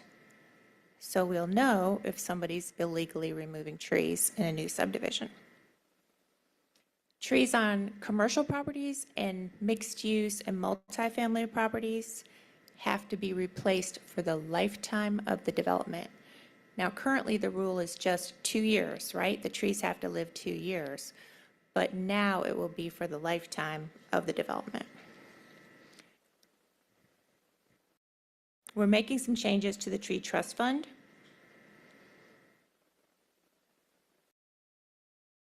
We're allowing up to $200,000 to assist low-income homeowners to remove trees or prune trees. You know, if you've got a tree hanging over your house, you might need a little help with that. Also, we've added the account numbers and ranges for the Tree Trust Fund revenues and expenses and clarified the departmental management authority. That's going to be the Department of City Planning. We're going to handle it. We've also updated the definitions, and I'm not going to go through those, but if you want to know, I'll tell you what they are. And we've done a whole lot of clarifications. I encourage the staff to keep a running list of anything that's not clear and needs to be updated. And I'd like for us to get into the habit of bringing what I call housekeeping items, changes to our code that are clarifications. I'd like for us to get in the habit of bringing those to you regularly. If you have any questions about a particular change, I'd be happy to answer it, or one of the staff members would. Thank you. I'm going to hand the mic over to Councilmember Hillis in a moment. Please, come on up. Before I do, though, should have done this at the beginning. A little bit of context for where we've, 60 seconds of context for where we've been, and I believe where we're going, and it would be helpful to hear from you all as well. City's tree protection ordinance hasn't been updated since 2001. There was a conversation in 2014 that proved unsuccessful. There were conversations in 2019 and 20 and 21 that I'll assume some are all responsibility for, that also proved unsuccessful. And so at the start of this administration, a group was convened, including a number of stakeholders that it would be helpful if you could expand on that, who has been in the room for these conversations. And at the outset, it is my understanding that a framework was described whereby we would have a conversation about things that, quote, everyone agreed on, and we would attempt to include those in what is before us now, and then on things that proved more controversial or were mutually exclusive, we were going to have a conversation about that in a phase 2. And so could you touch on that framework just a little bit and describe who was in the room, your understanding of how that conversation kind of ended at the final meeting? And then let's stay on this document for a second. I suspect Mr. Hillis has some questions or comments about the phase 1 before we even talk about phase 2. But anything that I missed kind of about how we got to this point? Excuse me, yeah, this is Andrew Walter with the Department of City Planning, and it's a very good summary. We convened the groups, the people and representatives of several environmental advocacy groups, several development trade organizations, city council, members of city staff, and representatives of the mayor's office were all represented. Largely people who had participated in the conversations over the last couple of years, which was important because these were discussions of, somewhat technical details and fine points. So, it was good to not have to re-educate everybody in the room. Did you want more specificity on the participants? I don't. I think the only other question that I have right now is because there were so many people involved in those conversations, there's been a lot of public interest in this topic. The substitute that is before us is, by and large, what has been available to the public for the last 2 weeks. There were a couple of, I'll call them, word-smithing, clarifying, tightening, but not altering revisions that were made. It would be helpful before we go into any depth if you could describe how, if at all, this piece of legislation is different than what everyone else in the world has seen for the last 2 weeks. Sure. Yeah, the main differences here were we added a reporting requirement during the working group sessions. There were requests for more transparency around the tree trust fund, around permitting, around there's a provision that was added to give the arborist during plan review more latitude to vary from the set standards, because there are every project is site specific, and there are occasions when the arborist may, suggest for, say, a stream buffer restoration project that standard 2.5-inch caliber tree is not appropriate because you have to get a bobcat down there to plant it, and, big holes. So the ability for the arborist to provide some variance, or some, not variances, but some sort of modifications or exceptions to the rules. There were requests for those and tree trust expenses to be documented through reporting. We had offered to just do the reporting, but there were further requests to codify that. So that's one of the changes that's in there. There was also some requests that, and this was sort of the resolution of a conversation about final approval of changing there was a lot of back and forth even after the meetings about the changes to the undesirable and invasive tree species lists. The city arborist wanted to update those lists. They hadn't been updated in quite a while. And so to kind of resolve any conflicts over that, there was a suggestion that we took to put the final decision in the hands of the tree commission. So the city arborist will present these proposed changes to these species lists, and the tree commission will vote on that and bless or deny those changes. Okay.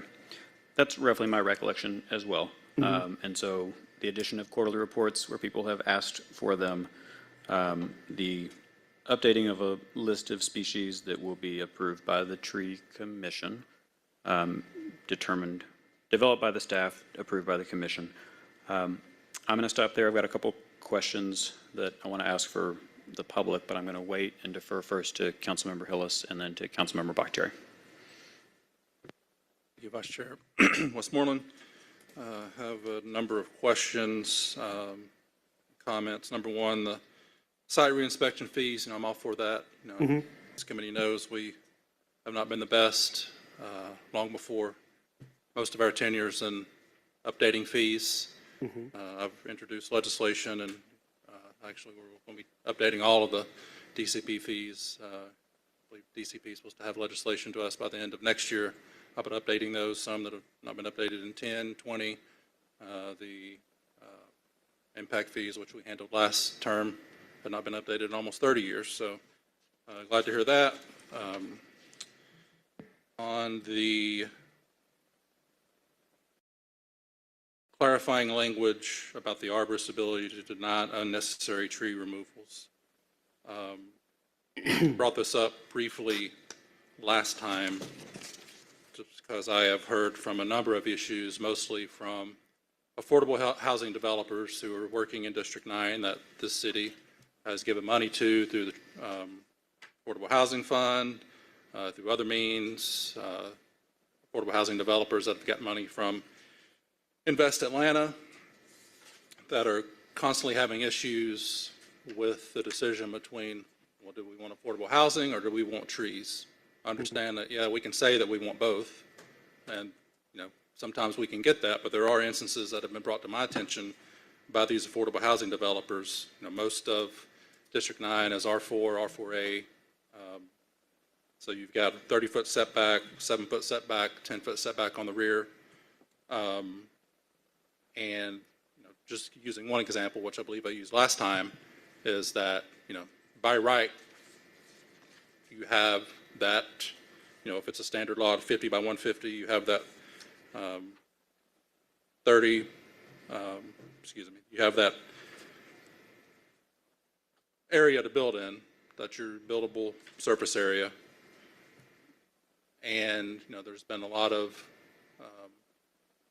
get to that level of affordability. There's been ADU legislation and the zoning quick fixes.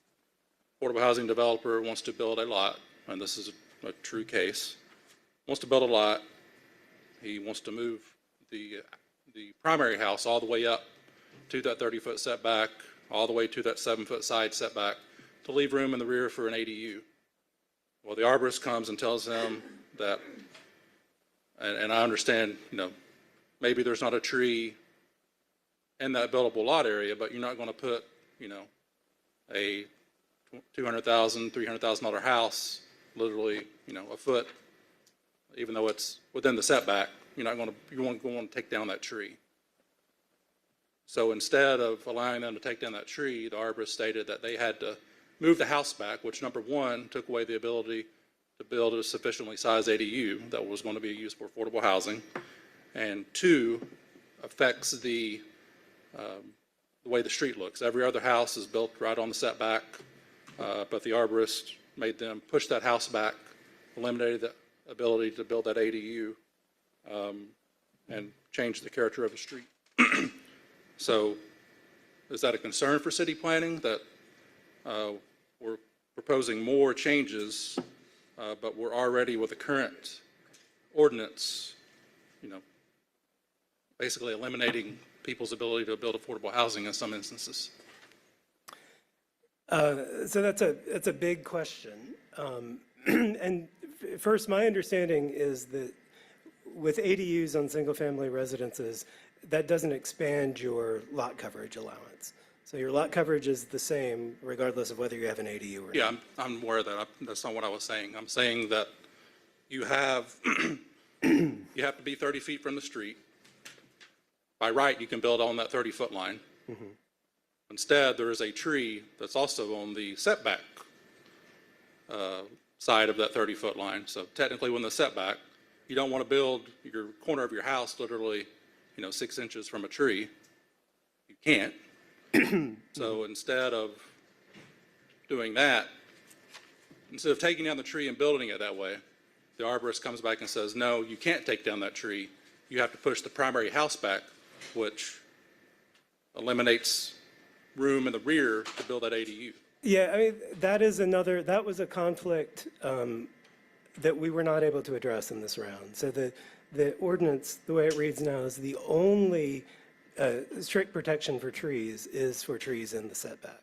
But it doesn't address how to protect the tree that's growing in the setback with the roots extend into the buildable area.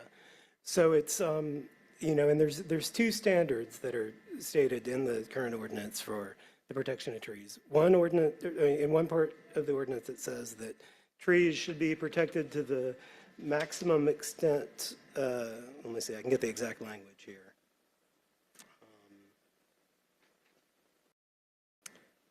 It is that applicants for tree removal permits, and this is a quote, shall to the maximum extent feasible minimize the impact of the trees on the site. But then elsewhere, when it clicks through the criteria for what you have to achieve to cut down a tree, it simply states that the tree has to be growing within the buildable area of the lot, which excludes trees growing in the setbacks. So it's a conflict that was never resolved. But then there's also a conflict between those two standards. If you're allowed to cut down every tree within the buildable area of the lot, but you're not building or even necessarily having to grade all of the buildable area of the lot, then you're not meeting the spirit of that first provision, which is protect the trees to the greatest extent possible. So we were trying to resolve that conflict without changing the, you know, in tone rather than, you know, strictly changing the setback rule or redefining at what point you're allowed to cut down a setback tree or how much of the buildable area you're allowed to touch. So what this does is, and David, our city arborist, could probably speak to what this would look like in practice. Good afternoon. This is David Zaporanik, the arboricultural manager.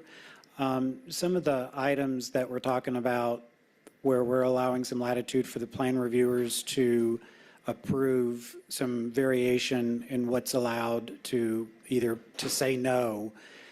It's things that we've been doing for several years now. An example is, let's say that somebody is putting in a retaining wall and it's, you know, fairly close to the side or rear property line, and there's trees that are close by, and where they're putting the retaining wall, it would actually destroy the tree. But if they move the retaining wall, you know, a little bit, 5 feet, whatever, and it would save the tree, then we need to have the ability to say, no, you can't destroy that tree. You need to move that retaining wall. Another example would be, you know, in some instances, people want to have a pool, and where they located it, it's destroying trees, and it's obvious that if they moved it, you know, 10, 15 feet, whichever direction, that we can say, no, you need to move the pool over to save those trees. Another example is some people just want to completely clear cut their entire rear property.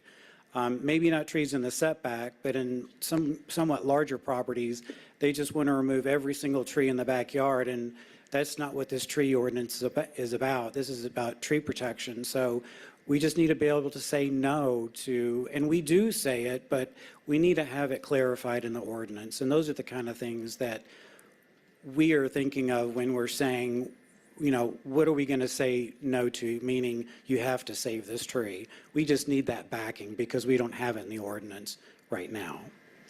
Yeah. So, I mean, overall, I don't think number 2 is going to make it any easier on the type of situations I presented with affordable housing, but I just want to make sure it's not going to make it any harder than it already is in giving what seems to be arborists, your team, more latitude for situations like this where, you know, we've lost an affordable housing unit because the arborist said, well, we need to move this back, even though you are within the setback, you need to move your house back further to save this tree, you know, that's barely in the setback. So it's a concern. And just speaking of that, what, I guess, mandate have you given, DCP's commissioner given, or the mayor given about when we see these conflicts between the tree ordinances and affordable housing? Has any kind of policy been developed about that, or mandate, or? There hasn't been a policy developed yet on that. You're welcome. Anna DeSittlefall, Deputy Commissioner, Operations, Department of City Planning. I just wanted to add very quickly for you, Councilmember Hillis, that these are exactly some of the kinds of conflicts that when we talk about establishing preservation standards, which is part of what we plan to dig into as part of Phase 2, those are very, very challenging discussions to have, because as you're pointing out, it's that balance between how much tree do we preserve, how much affordable housing do we allow. And as you can imagine, those conversations can get pretty interesting and pretty challenging. So those are some of the issues that we've left on the table for Phase 2. As Commissioner Prince pointed out, we really wanted to go for things that, and these are action items, that people could easily agree upon without having a heated conversation. And part of the reason behind that is because we failed in the past because of these diverse points of view. And so in trying to at least let stakeholders be heard, let them be able to voice their opinions, and start developing relationships and respect for other people's point of view. That is also a big part of the process. I like to say that the process is as important as the product. And so we have been establishing a relationship where at least we've been able to get through these almost 20 action items and not have,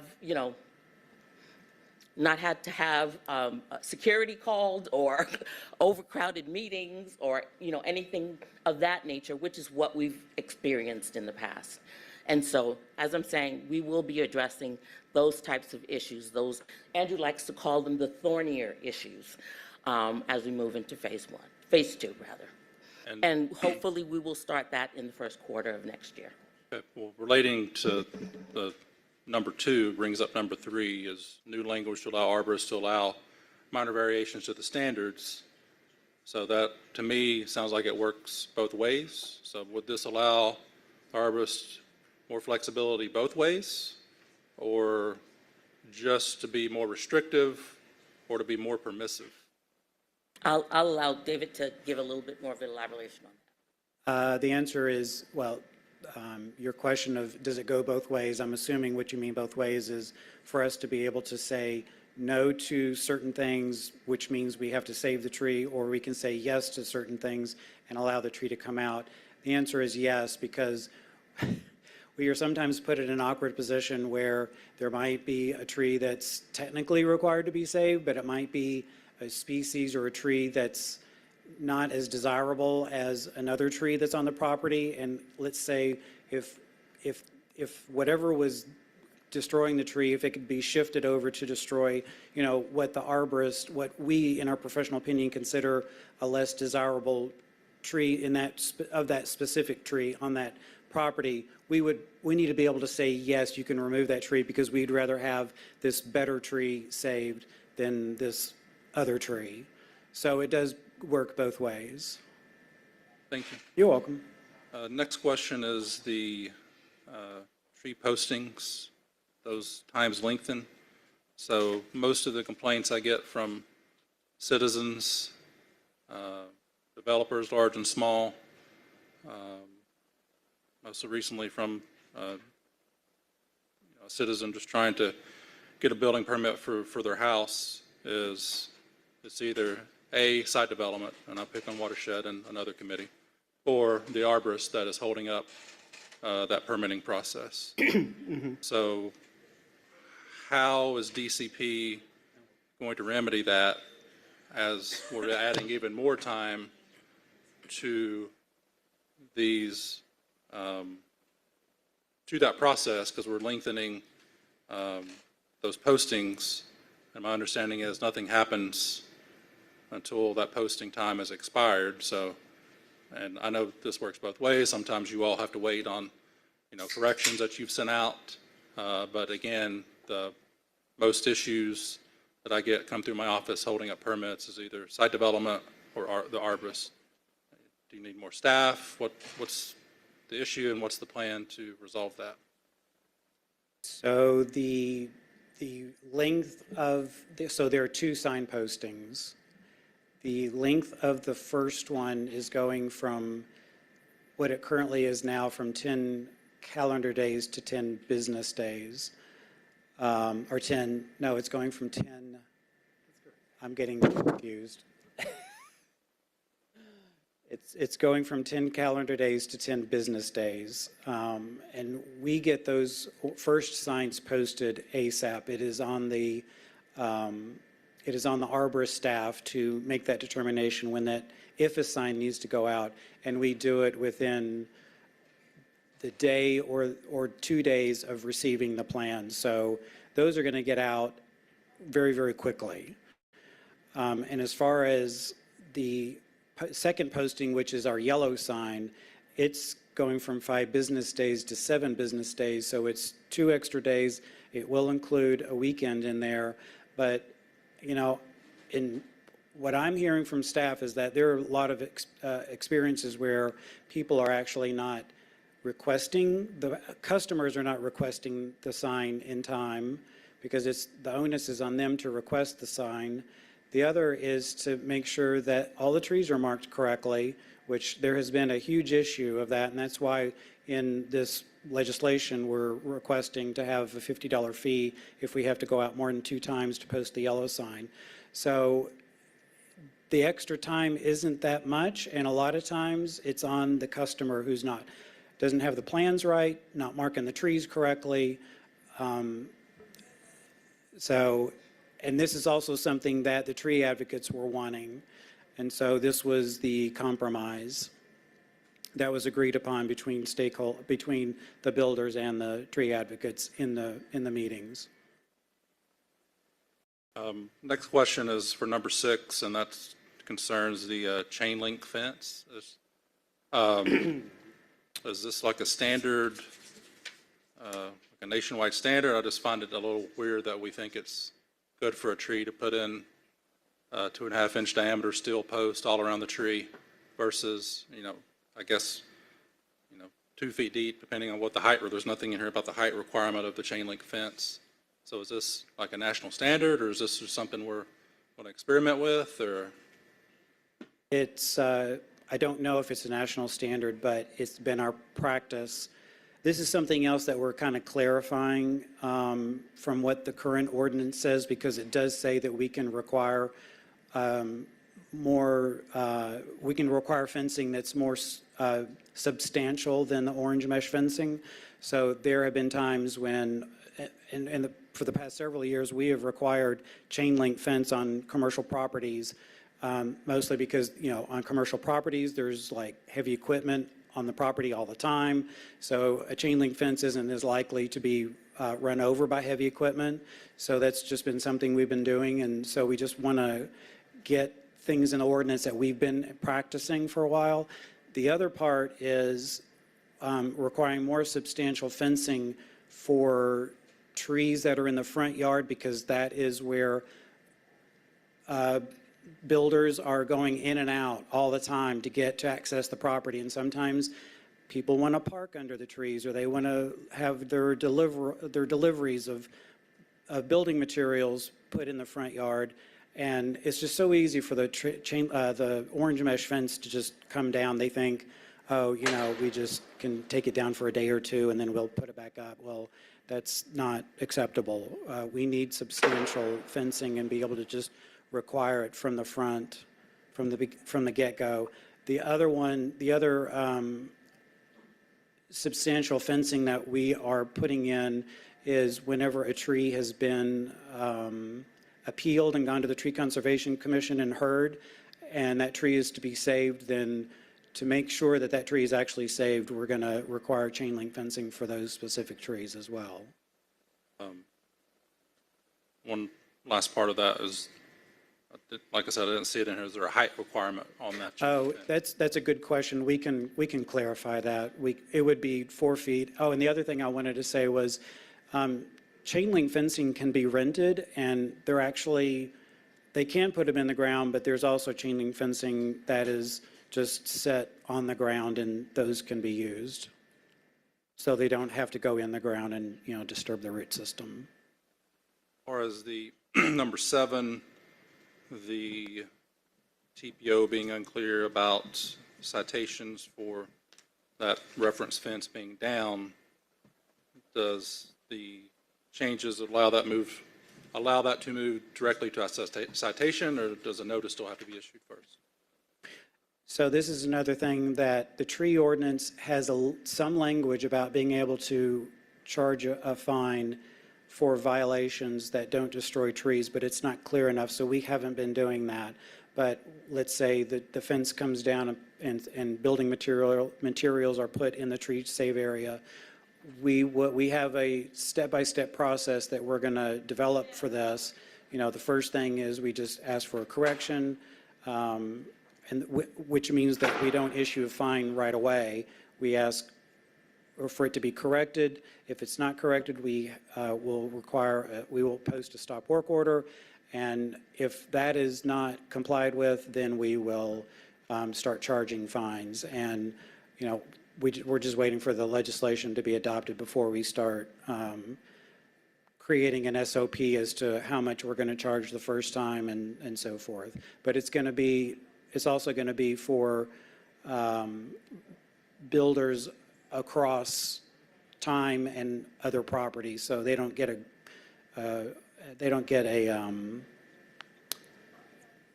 they can be fined for the first time on one property if they've already violated the same thing on a different property.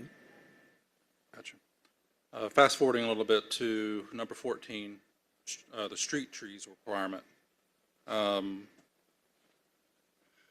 Few questions on this. How would this interface with either current sidewalks that exist or streets like mine that don't have sidewalks currently, but we want sidewalks eventually in the future? There's a 4-foot or 5-foot right-of-way that would be allowed in. So is there any contemplation of either existing sidewalks or possible future sidewalks and requiring street trees? This requirement is are targeted towards mostly commercial properties where they're going to be impacting the existing sidewalk, because most commercial properties do already have existing sidewalks. So having to replant the trees, of course, that's in the purview of Parks and Recreation. But for the most part, this is going to apply to parcels that already have sidewalks. This isn't necessarily going to be for just residential properties. Well, it will apply to residential properties, but I'm saying it's going to be, we're targeting commercial properties with this. Gotcha.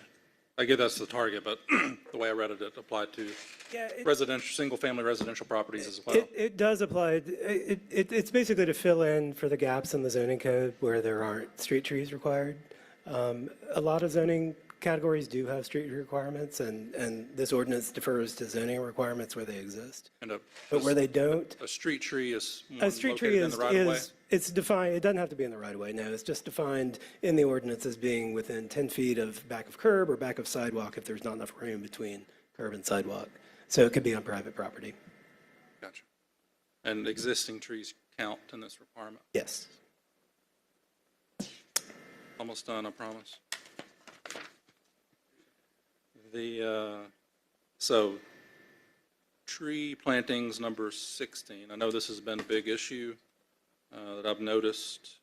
I know the current requirement is 2 years, and we are proposing to extend that into perpetuity. However, I don't even see the 2-year requirement being enforced. So how are we going to enforce this requirement in perpetuity? Or do we have an accompanying paper that is going to hire 20 more arborists to enforce this, or what say you? Like a lot of requirements, people will follow them because it's the rule. And that's 60% of your enforcement right there is just people being honest. It's also, you know, this, you could equate this to a lot of code enforcement issues that, you know, we don't do routine inspections to make sure people are cutting their grass, but when complaints come in, people are made aware that there's a dead tree that needs to be replaced, the arborist office can respond. And this applies to both trees in the right-of-way and planted in the right-of-way and private property, or, and who does this requirement follow? Does it follow the developer, or does it follow the property owner? It follows the property owner, and trees in the right-of-way are the city of Atlanta's responsibility. They may have been, even if they were planted by private developer as a zoning requirement or as a development requirement, those are owned by the city and maintained by the city, and thus replaced by the city. And so, I think I put that on another, related to that, you know, street trees and the city of Atlanta trees that are planted by either the developer or Trees Atlanta or the large caliber plantings that the Tree Trust Fund pays for. Mm-hmm. I noticed something in the legislation that said something about how this interfaces with Georgia Power, because I see the city waste money, developers waste money, they plant trees right under a power line. 2 or 3 years later, Georgia Power comes in and basically obliterates the tree. So how will this be handled? It's a design issue. It's just a poor selection of trees. Understory trees should be planted under power lines. And we weren't able to get language in this version that says that, but we do have an allowance for street trees.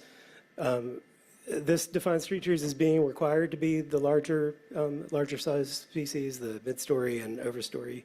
But under overhead power lines, understory trees are fine.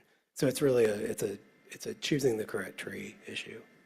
Need to send that over to whoever is responsible for planting tree trust fund trees, because some were planted in my neighborhood directly under power lines. And as I said, a couple of years later, Georgia Power comes through and Yeah, my staff, who has purview of trees on private property, we're well aware of this issue. So whenever trees are planted on private property, like if there's a tree planted between the street and the house and it's a small space, but there's a power line, then we make appropriate decisions for that. So whether the tree is on public property or private property, we don't want Georgia Power to be pruning them, like you said, because it's pointless. It doesn't let the tree, you know, grow to its full potential. So we've been practicing that for a while. Number 17, probably the item I most support in this ordinance is the low-income homeowners tree trust fund. One, how did we arrive at the magical number of $200,000 per year? And then, because, you know, as you know, I need to get in the tree business, because some of these quotes that come in are a few $1,000s for a single tree. And who will administer this? Is there going to be additional staffing needed? So the $200,000 number came out of the working group meeting. It was kind of people were throwing out numbers, and we finally agreed on this one. There was nothing magic about it.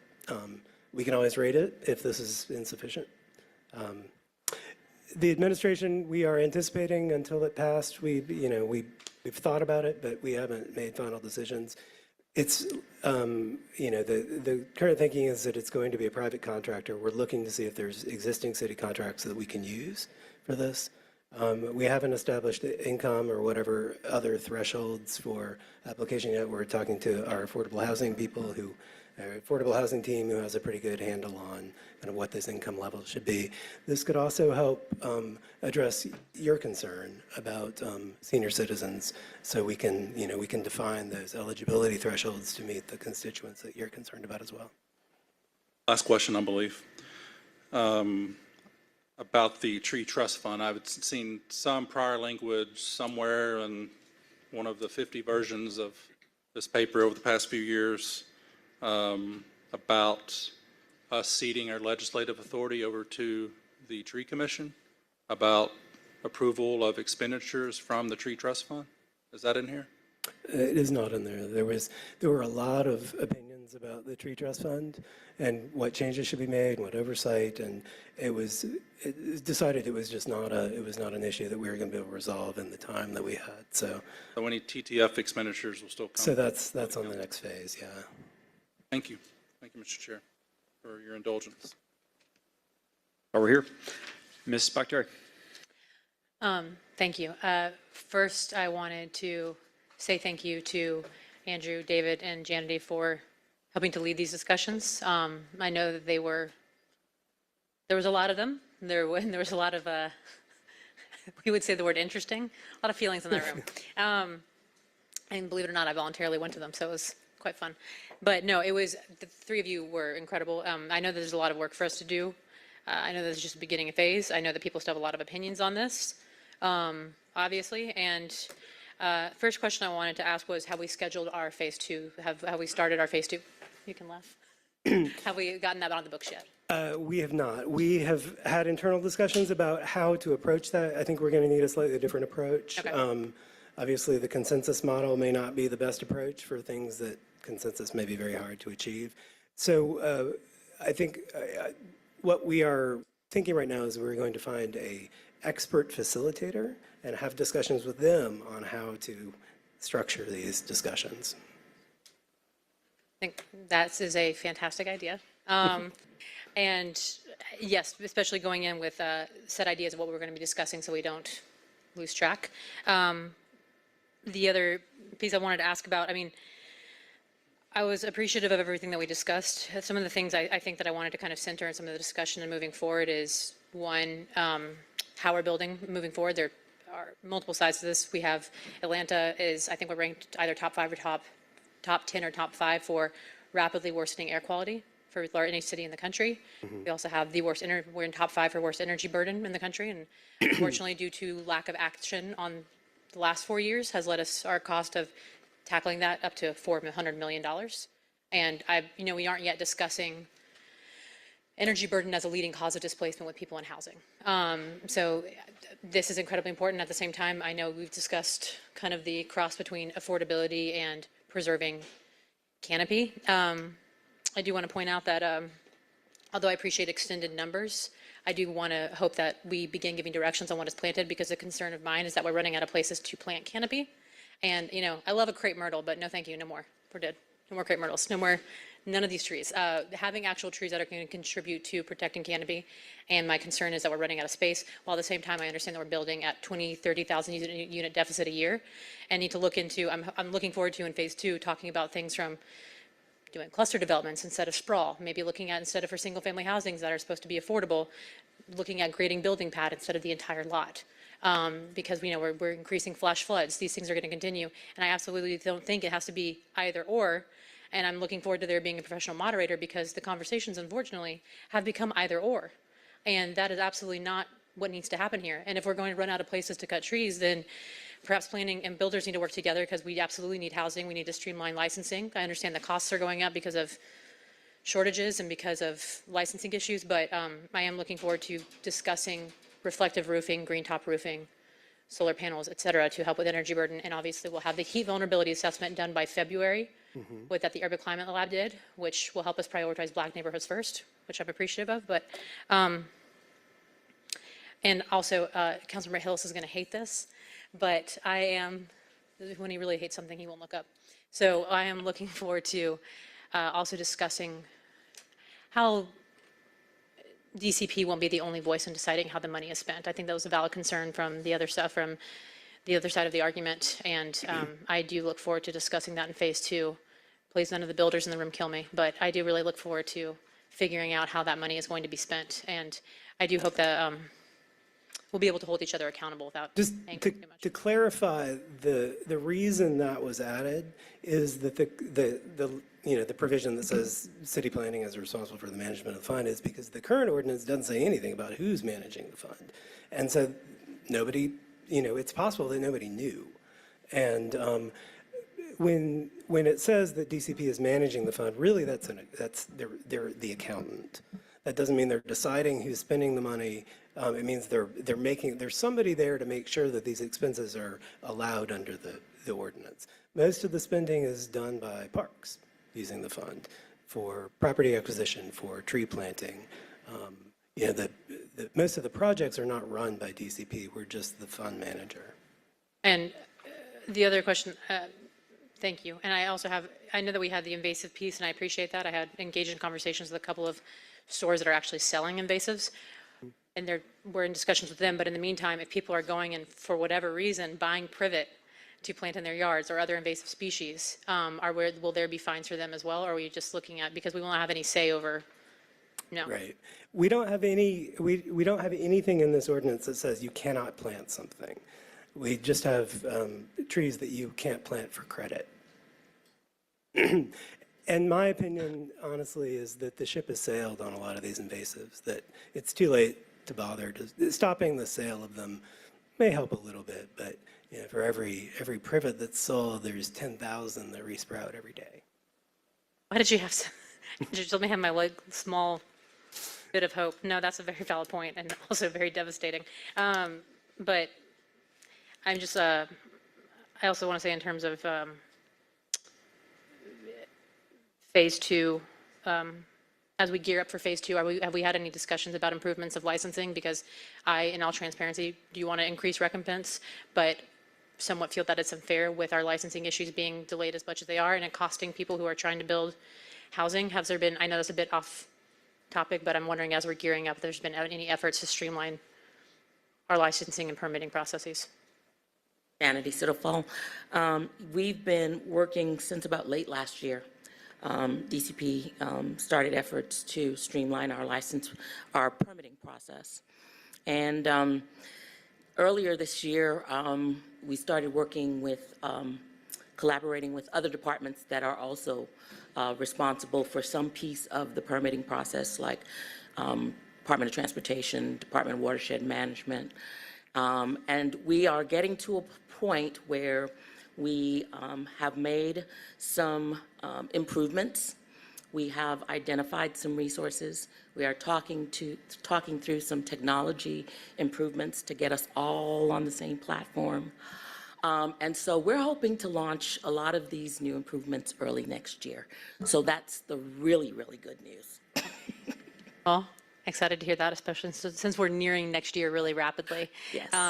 And I appreciate the clarification. Look forward to talking about that more. And last piece is I'm also looking forward to discussing increasing the Arborist Division's funding, given that David needs a lot more help especially with all the building that is currently ongoing. So when we're looking at resources, we have included the Arborist Division as part of that examination. So we can expect to see some improvements there as well. Understood. Thank you. Welcome. Thank you, Ms. Bakhtiari. Any other questions or comments? All right, a couple more things from me, and we are going to be out of here by 4 o'clock.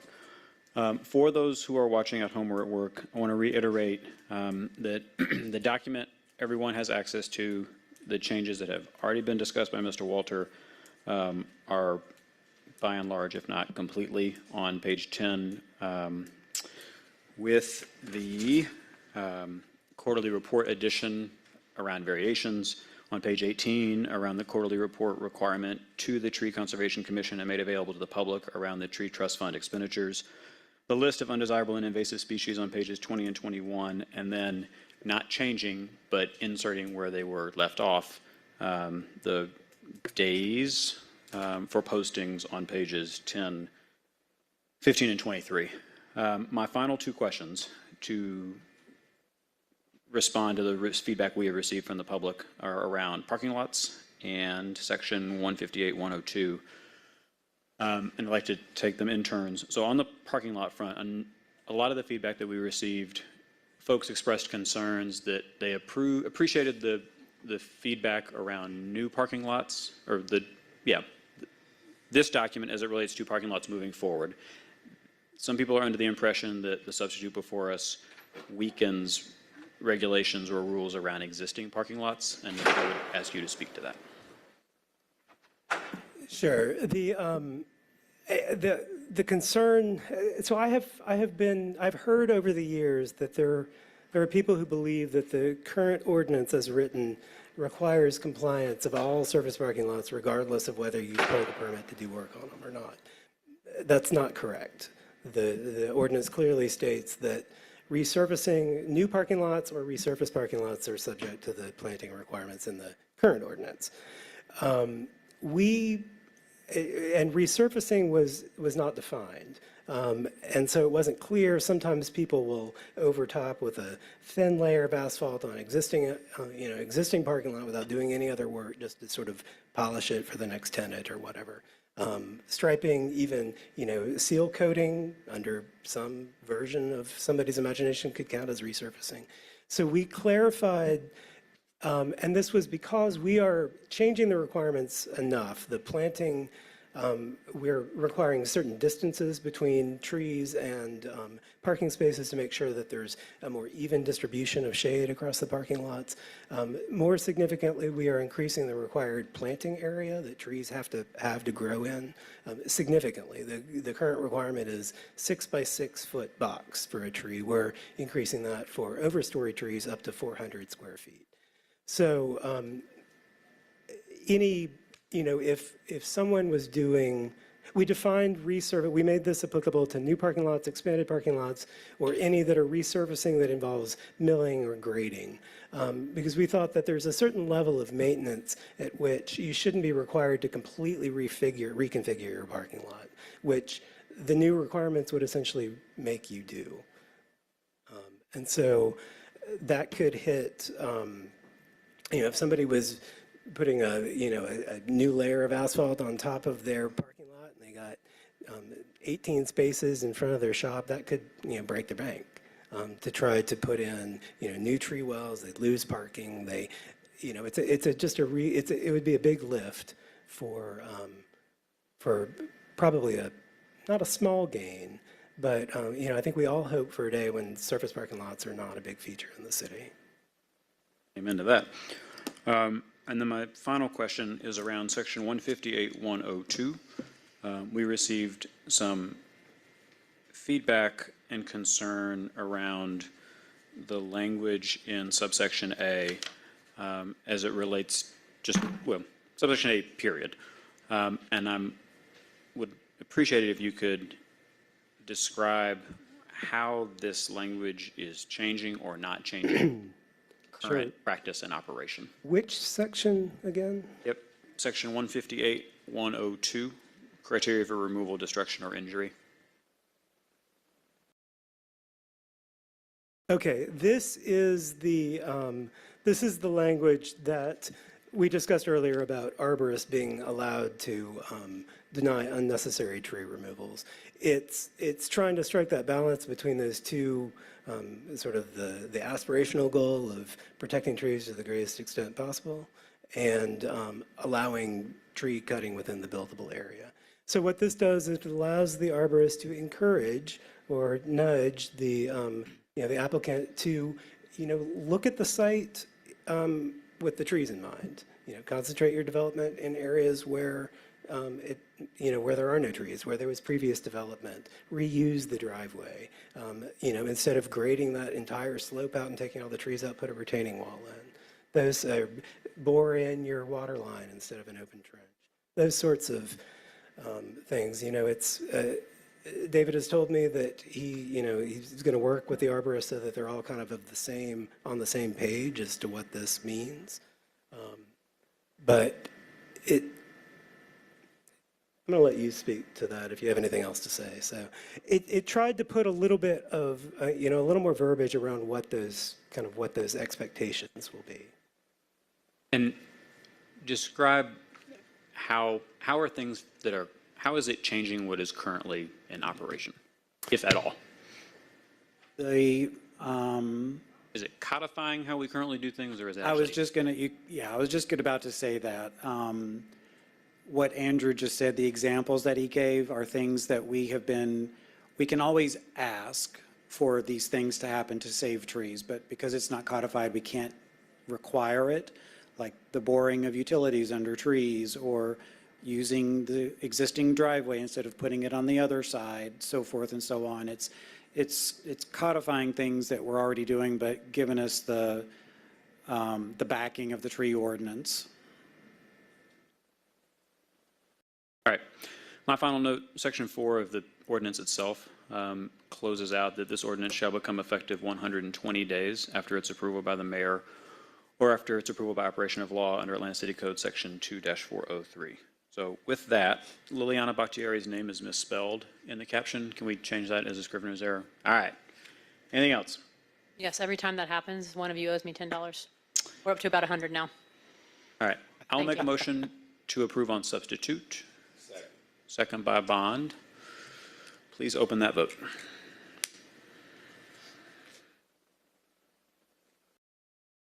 The vote is open. The vote is closed. 4 yeas, 2 abstentions. That item is favorable. That concludes our legislative items. Any general remarks? Mr. Bond? Thank you very much for all of your help and your assistance throughout the process. We look forward to continuing to work with you in Phase 2. Thank you. Mr. Bond?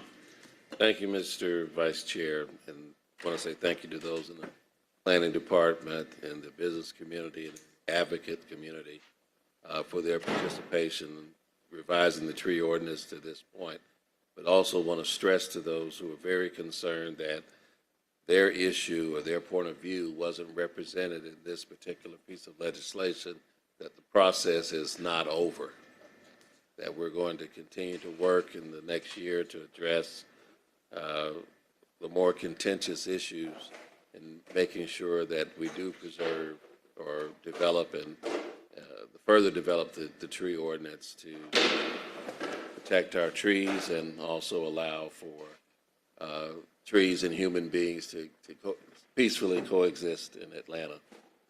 But on tomorrow, this week's Hello Fresh, it's the announcement everyone's been waiting for, will be at the Helene Mills Center at 515 John Wesley Dobbs Avenue at 3 p.m. And of course, there's no prerequisite to receive this help. If you don't need it, please pass the word along. We distribute about 8,000 meals a week. We'll be partnering tomorrow with Commissioner Natalie Hall.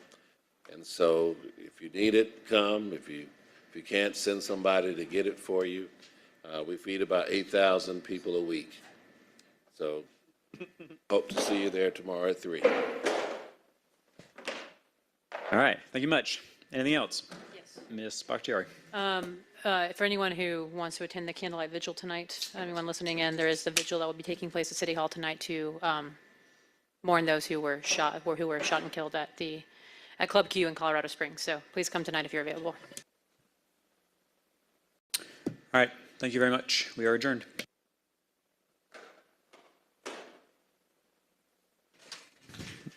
We can tell them. Go for it. Go USA. 1-0.